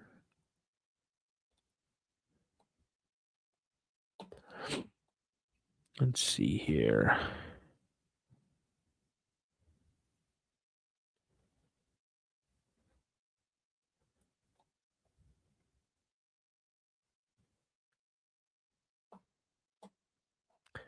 Back in the day of no butt hurt. I remember those days. If you're a Gen Xer, put an X in the comment. If you're a Gen Xer, put an X in the comment.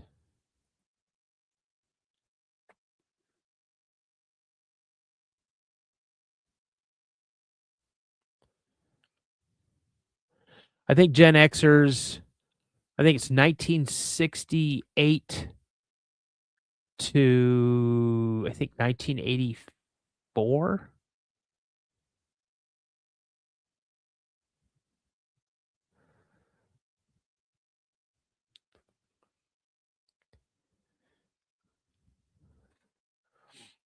Let's find out.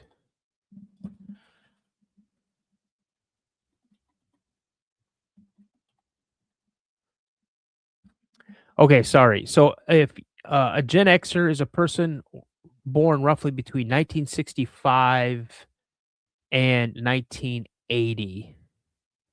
We follow the baby boomers and precede the millennials. So if you're born 1981, that's what they're saying. I don't know if that's to be true, but they say typically 65 to 1980. Um that's what your Gen Xers are. We're also known as the latchkey generation, the MTV generation. Um yeah, that's us. Defining defining events in our lifetime, the end of the Cold War, the rise of personal computers, Challenger disaster.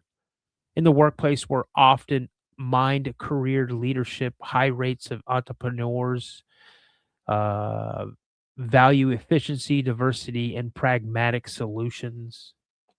Yeah. So, all right. Well, there's nothing wrong with boomers. Nothing at all. All right, here we go. Let's go. Du- du- du. What does anybody know offhand what county Aurora, Colorado is in? I don't want to have to go back in there and bring it up and look.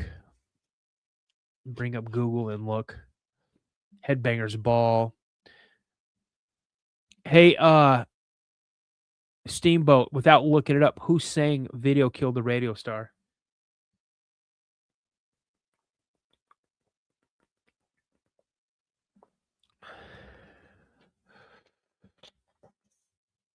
What, you don't know, Steamboat? One, it was the first video ever played on MTV.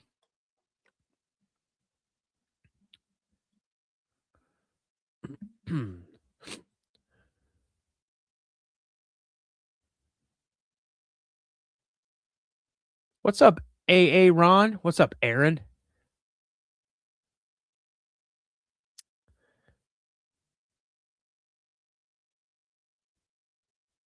Radio Kill or Video Kill the Radio Star was sung by the Buggles.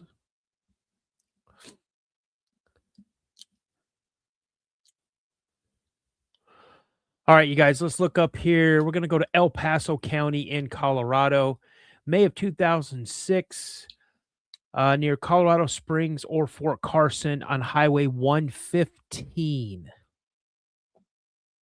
The Buggles, that's right.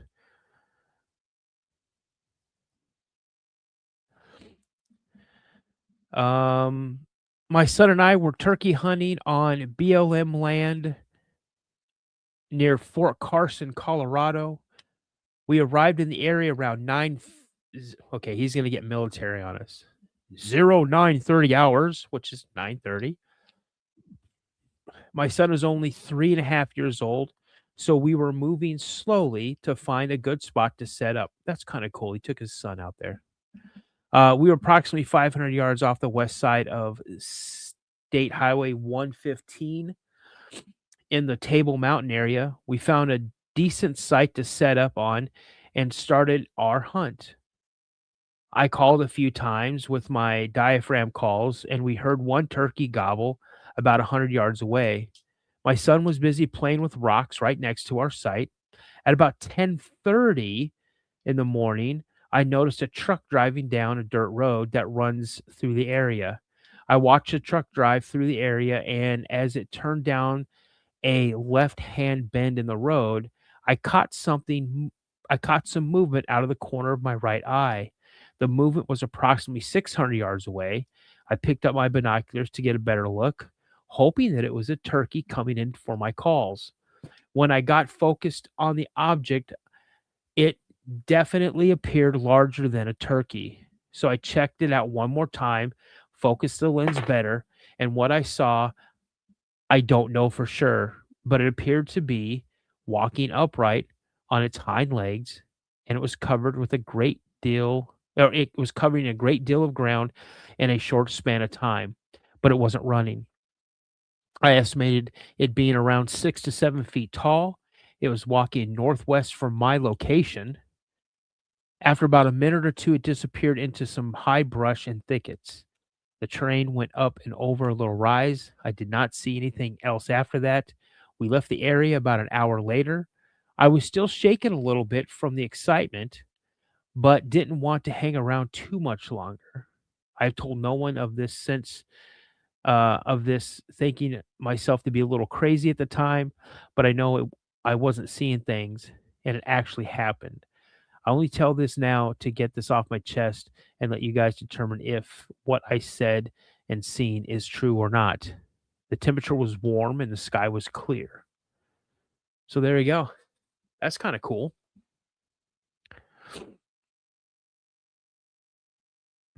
Thunderbolt and lightning, very, very frightening. Galileo. All right. Let's see here.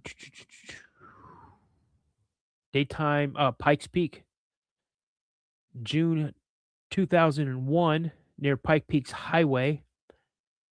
My family was on vacation in Colorado Springs last summer. We were driving up Pikes Peak on the main road and turned off onto the first rest area parking lot. The region was composed of large and small rock formations and was forested, primarily with pine trees. The stream was across the street.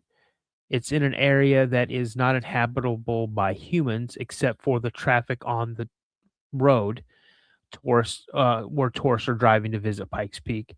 I was standing at the top of a large rock formation looking down on my dad, who was about to take my picture with his camera.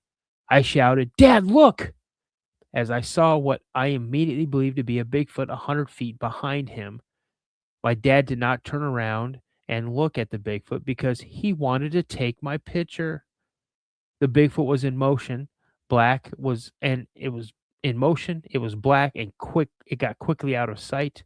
I know what bears look like because I did a report for school on bears last year, and that was not a bear. So, hmm, hmm.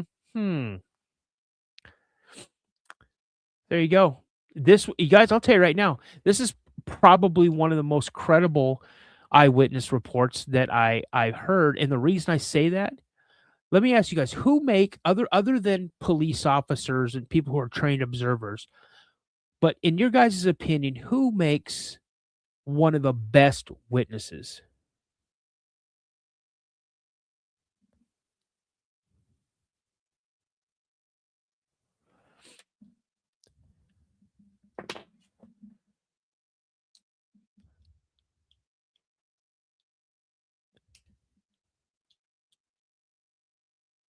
outside of cops, outside of trained observers? Bingo. Kids. Hey, Sharon, it was a pleasure having you in the chat. Thank you so much for coming in. And again, thank you for being a member. All my members, all my people who watch, all my listeners, all my viewers, thank you so much.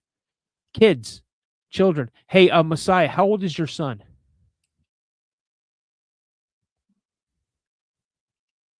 Blonde hair, go ahead. I don't know what that means.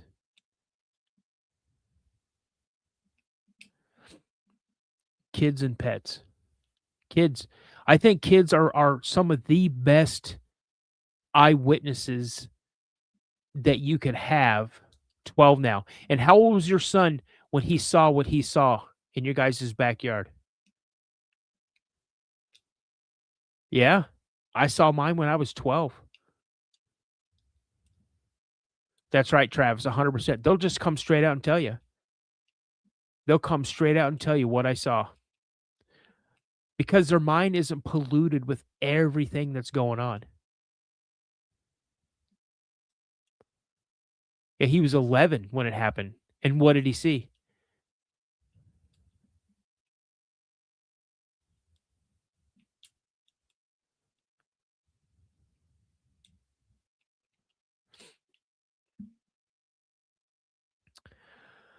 Nicole, I think Bigfoot are drawn to kids. I've read lots of reports that they're drawn to kids because of the innocence the kids have.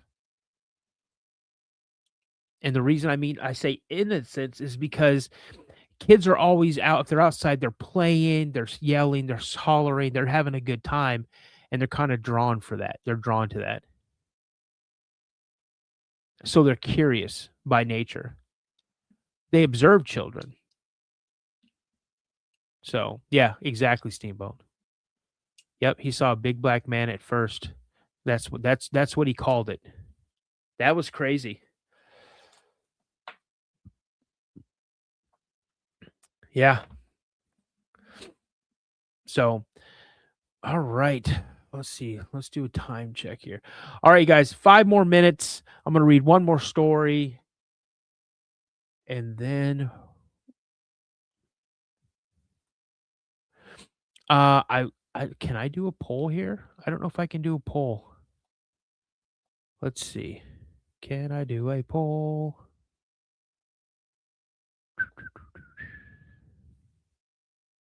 I'll just do a poll. I can't. Let me see here. Nope.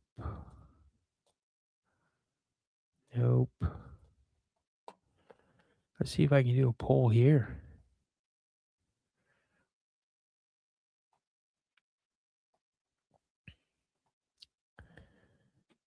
Nope. I can't do a poll.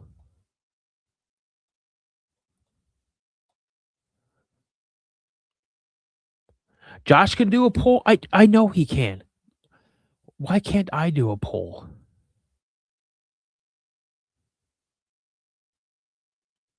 Hmm.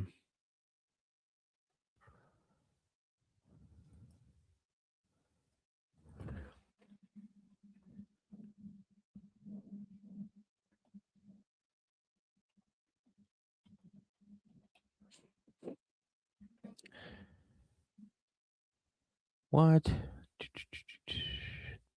Nope, that's not what I wanted to do. All right.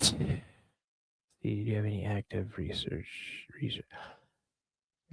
Have I done any active research? No, I have not. I'm not gonna lie, you guys. I'm terrified to go back out in the woods.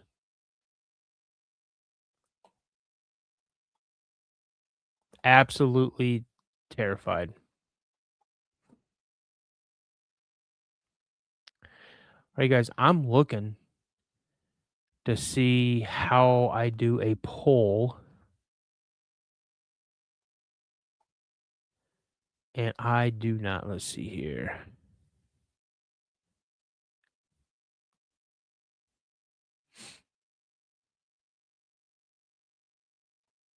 Hmm.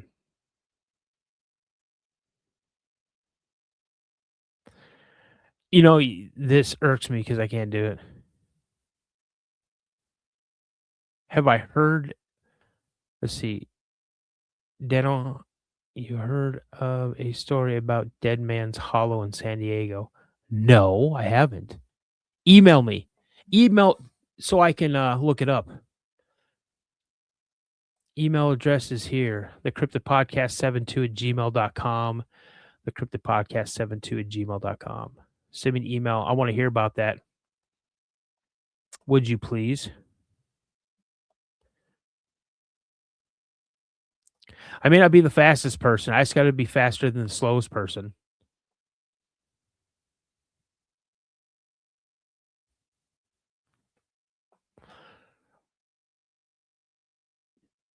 So let me read one more story and then I'll chat with you guys a little more on some stuff.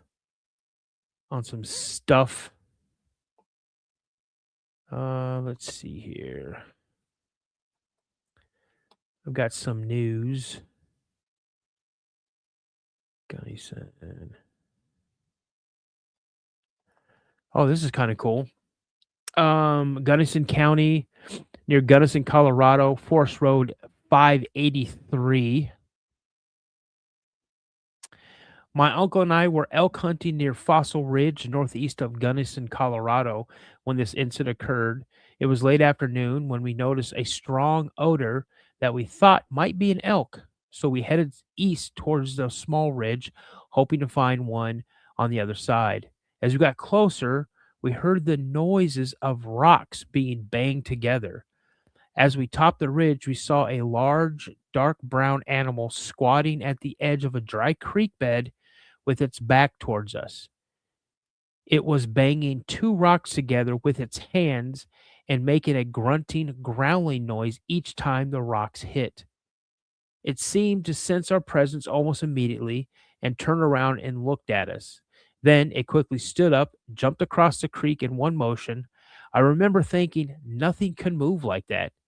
It ran up the slope to the north side of the creek, uh, at an angle and then disappeared into a pine and aspen into the pine and aspen trees further up the hill. We could see it for about 50 feet before it was gone from sight. It moved very quickly and quietly for something that big. Uh, I'm guessing it stood about 6'5". It was covered with long, dark brown hair that made me think of a yak. It had a strong smell. At least there was a strong smell in the area that was like elk urine. After we calmed down a bit, we went down to the creek bed and found the two rocks which were chipped and broken. We looked for other signs in the place but couldn't find anything else. Okay, you guys, be honest with me. What's up there, Snapshot Sniper? Let me ask you this, guys. If you were in that situation and you went back down to that creek bed and you found those two rocks that this thing was smashing together, um, would you take those rocks home with you? I would.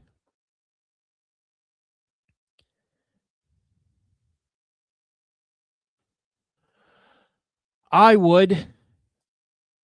Wait a minute, you guys talking football? I would take them. 100% I would take them.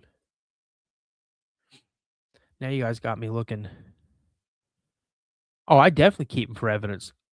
I would put them up on like a mantle or something. Oh.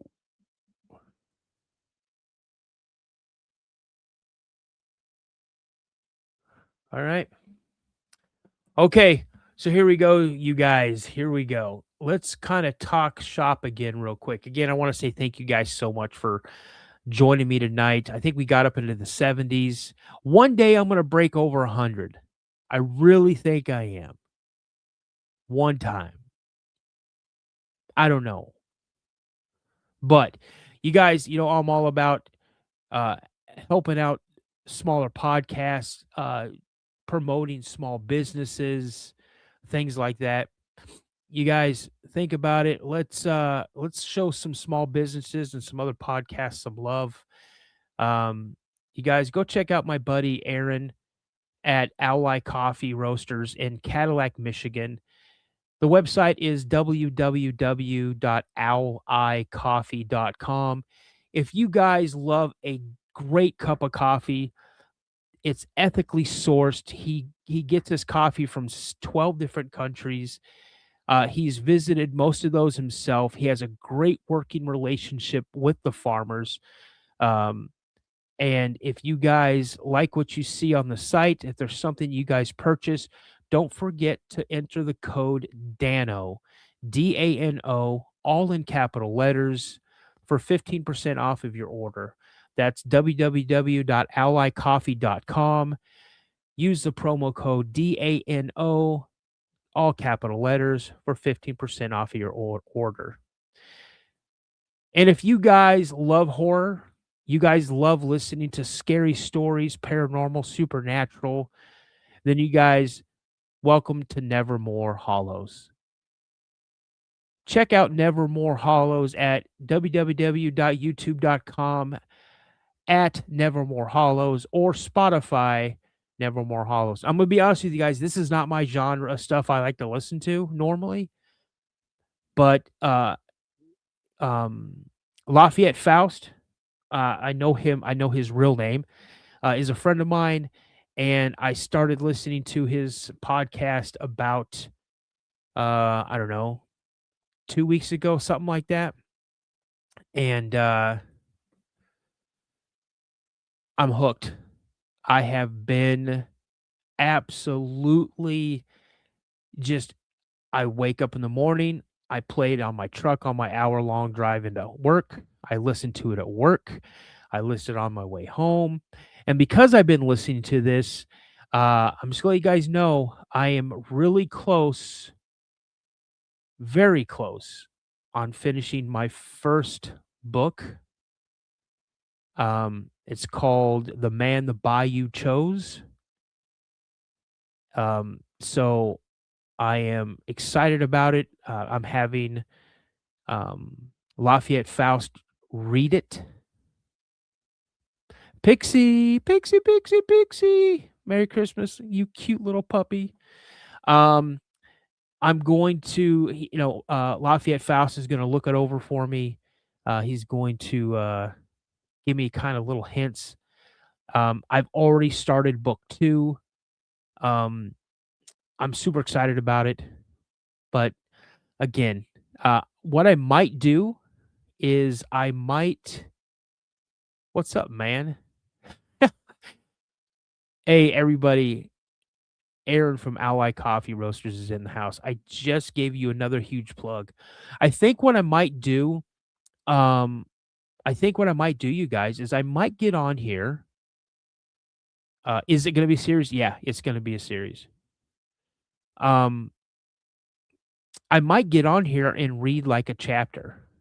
It's like only 10 chapters, but I might get in there and kind of like just read. What I'm listening to, it's Nevermore Hollows. Here, I'll put her back up here for you. Nevermore Hollows. So you can check them out on Spotify. You can check them out on YouTube. Nevermore Hollows. They're stories that Lafayette Faust writes, produces, and then reads them on and posts them on YouTube and Spotify. Yeah, I think that's what I'm gonna do. I think I'm going to read a little bit, like maybe read chapter 1, and kind of see how it goes. Put it here on YouTube to see what you guys think. Again, I'm also going to introduce you guys to the Cryptid Kids, and yes, I'm going to work on a coloring book and probably maybe a kids book or something. What you're seeing here is series 1, and you have the Chupacabra, Bigfoot, Yeti. Series 2, Mothman, Jersey Devil, and then Dogman.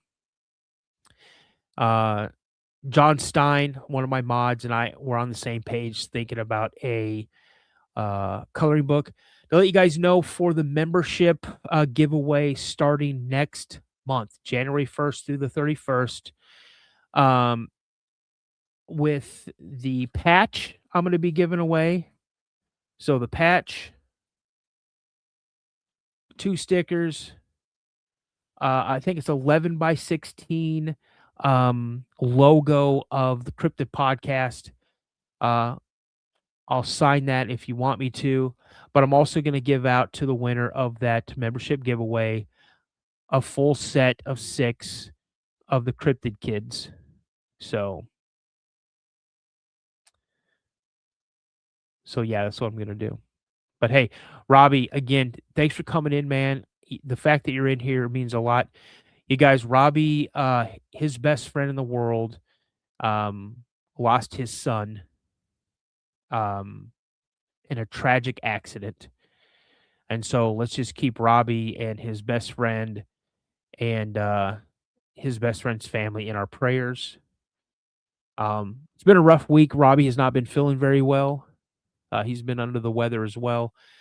So just spread some love and prayers out towards Robbie's way and his best friend's family. It's a tragic loss. So again, let's keep him in our prayers. But you guys, that's the show for tonight. I just want to say again, thank you so much. You guys, again, I'll do it real quick. You guys stop on over to Ally Coffee Roasters at allycoffee.com. That's OWLEYE coffee.com. And guys, help out a small business. You guys will not get a better cup of coffee. He ships. He'll ship you the coffee beans. You grind them. You brew them, and I guarantee you, you're going to have one of the best, if not the absolute best, cup of coffee you've ever had. I was never a real true coffee drinker until I tried what Aaron gave me as a gift for coming and just visiting him in Cadillac, Michigan. Again, it's ethically sourced. And go to allycoffee.com. That's OWLEYE coffee.com. And you'll get 15% off on your order at checkout if you use the promo code Dano, all capital letters, DANO. That's Dano, DANO. Also, if you guys love horror movies, supernatural, paranormal, scary, spooky, look no further than Nevermore Hollows. Listen to Nevermore Hollows on YouTube and Spotify. You guys will not be sorry. I've been binge listening for the last 2 weeks. It's amazing. All right, you guys, With that being said, I don't know. Is this is hey, you know what? This is my last Saturday Night Live stream until the new year. So, or is it? Yeah, it is. Because the next one's going to be what the third of January. So, and I think we'll be doing Connecticut. But I will be doing a night chatter between now and then. I promise you. Look back in the comments about the orbs. Let us know what you think. Okay, about how far back? Are you guys telling me you saw orbs behind me? I don't want to hear that. How far back are we going?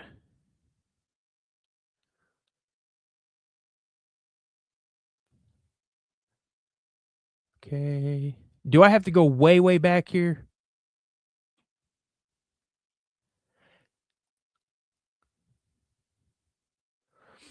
What show did he say? What's up, Philip? Are you asking what show did I say? I'll show you guys right here. If you guys like horror stories, supernatural, paranormal, that type of stuff that'll kind of creep you out and freak you out, go check out Nevermore Hollows. You can find them on YouTube and Spotify. You guys give them some high praise, give them some likes, comments, and share it. You know, word of mouth is always the best way to get something out there. So, guys, show them some love. Uh, Trust me, you will not be sorry. I thoroughly enjoy it. Like I said, I'm binge listening to this bad boy.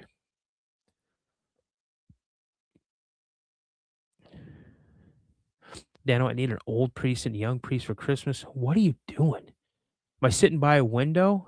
Nope, I'm not sitting by a window.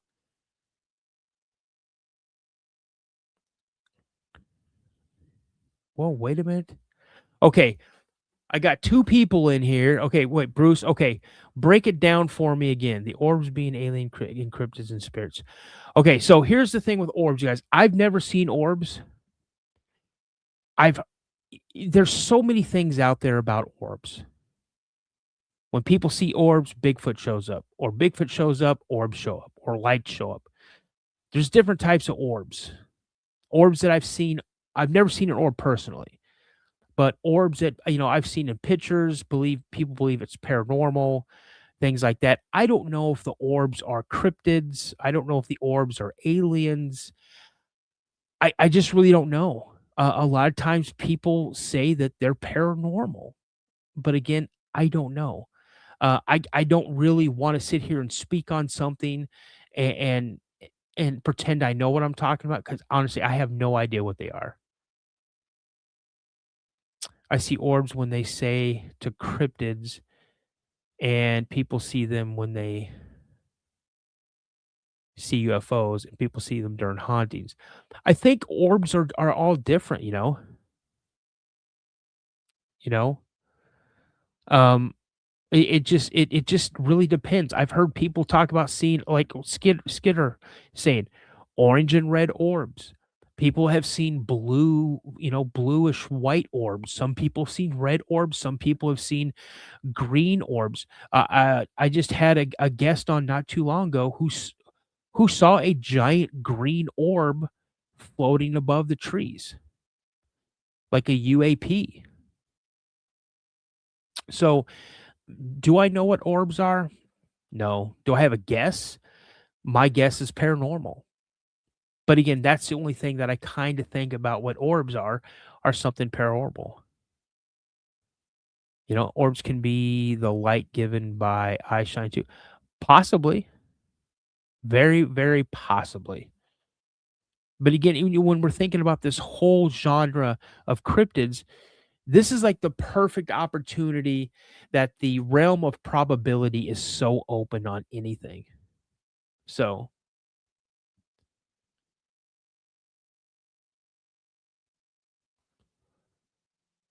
all those colors have been seen as eye shine. True, true. You know, it's Glinda the Good Witch. Man, you're going all the way to Wizard of Oz. because she showed up in an orb. She did, you know? So, I mean, just think about it, you guys. What are they? They're beyond my comprehension, honestly. I wish I could sit here and give you a definitive answer, Bruce, on I wish I could sit here and say, Bruce, orbs are this. This is what orbs are. Everything you've heard is wrong. I know for a fact this is what they are. But I can't. But you're right. It is food for thought, man. It really is. It makes you wonder because Josh on Mysteries Unknown had a guest on that he was camping with his son and his dad. And when they were camping, his tent kind of had like a mesh over it. So you could kind of see up through the top of the tent. And he said he looked and he saw these two blue orbs like hovering above his tent and they came in close or something like that. I have to go back and listen to the episode again. But he said he saw faces inside the orbs. So what's that? Don't know. You know, I could just throw a generic what I think out there. They're balls of energy. That fits a lot of narrative.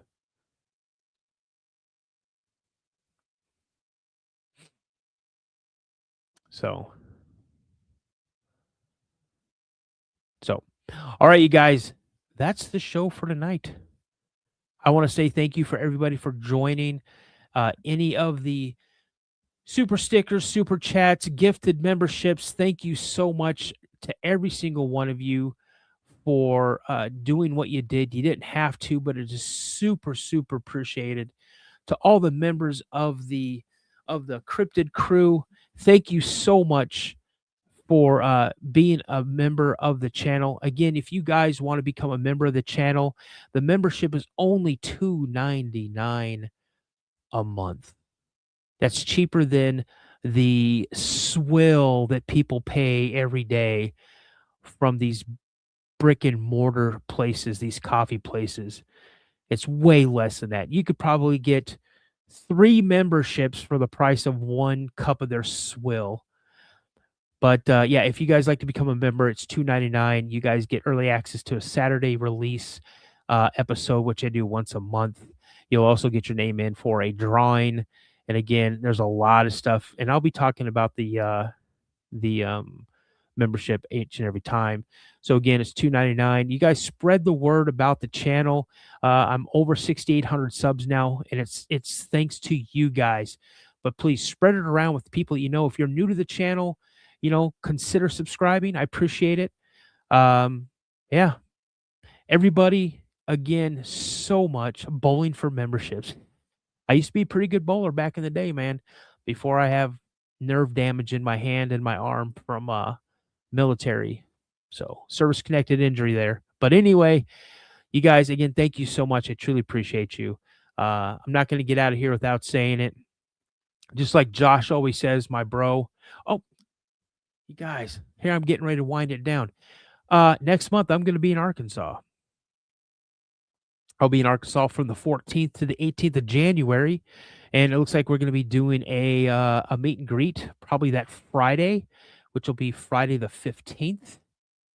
Oh, you do? Hey, Wanda, have you been over to DJ Finwood's channel and checked out any of his stuff? I know I think he only has like 5 things on there. I got to talk to him about posting some new stuff. I know he's been working on some stuff. Before we go, you guys, I'm not going to get out. I want to play you guys a song that I made. Tell me what you guys think. Honestly, I like it. I've had people wanting, hey, can you send that to me? No, I can't. But tell me what you guys think about this song.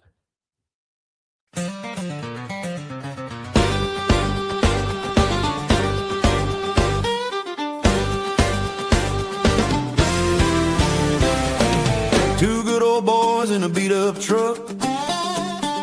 Mud on the tires, yeah, they don't give a well, you know what.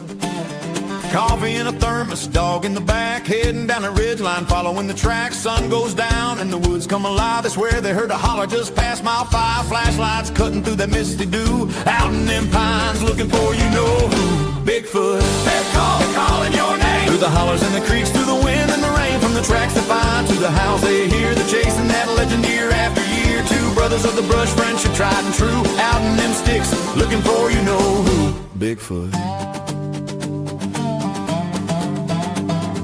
They've heard the stories since they were kids about a hairy old giant that the locals hid. One's got a camera, the other's got a gun, but both got a dream that keeps them on the run. Campfire crackle, something snaps a limb, they grin at each other. It's him, hearts pounding wild in that midnight blue, out in them hills, looking for you know who. Bigfoot. You can run, but you can't hide. They'll be rolling through the backwoods side by side, from the tracks they find to the yells they hear. Been doing this dance for 20 odd years. Two souls bound by the wild they pursue, out in them sticks, looking for you know who. Bigfoot. Maybe one day they'll catch your sign, a shadow moving down that timber line. But even if they never do, they'll keep that promise between two good old boys with a heart so true. Bigfoot, that legend's alive. Through the cold, through the dark, the forever drive. Cause it ain't the finding, it's the hunt they knew. The laughter, the miles of friendship too. So raise a jar to that chosen few, out in the woods, looking for you know who. Bigfoot.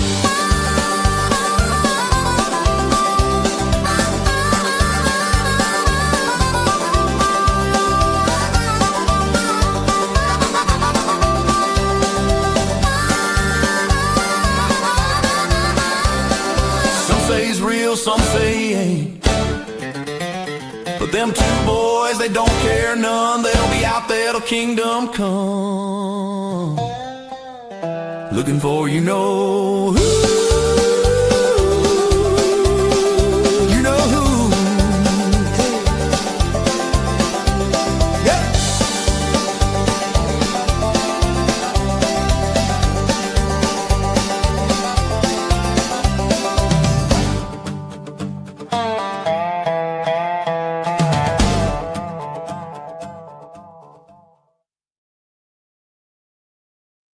All right, guys, that's a show for tonight. You guys, thank you so much for joining me. As Josh always says, stay prayed up. And as I always like to say, guys, remember, a legend always begins with a sighting. I'll see you guys on the flip side. Have a great night, everybody. And have a very Merry Christmas and a Happy New Year. Thank you for all your support, guys. I love each and every one of you. Thank you. Good night, guys. I got a strange going on out here. Something just killed my dog. Something killed your dog?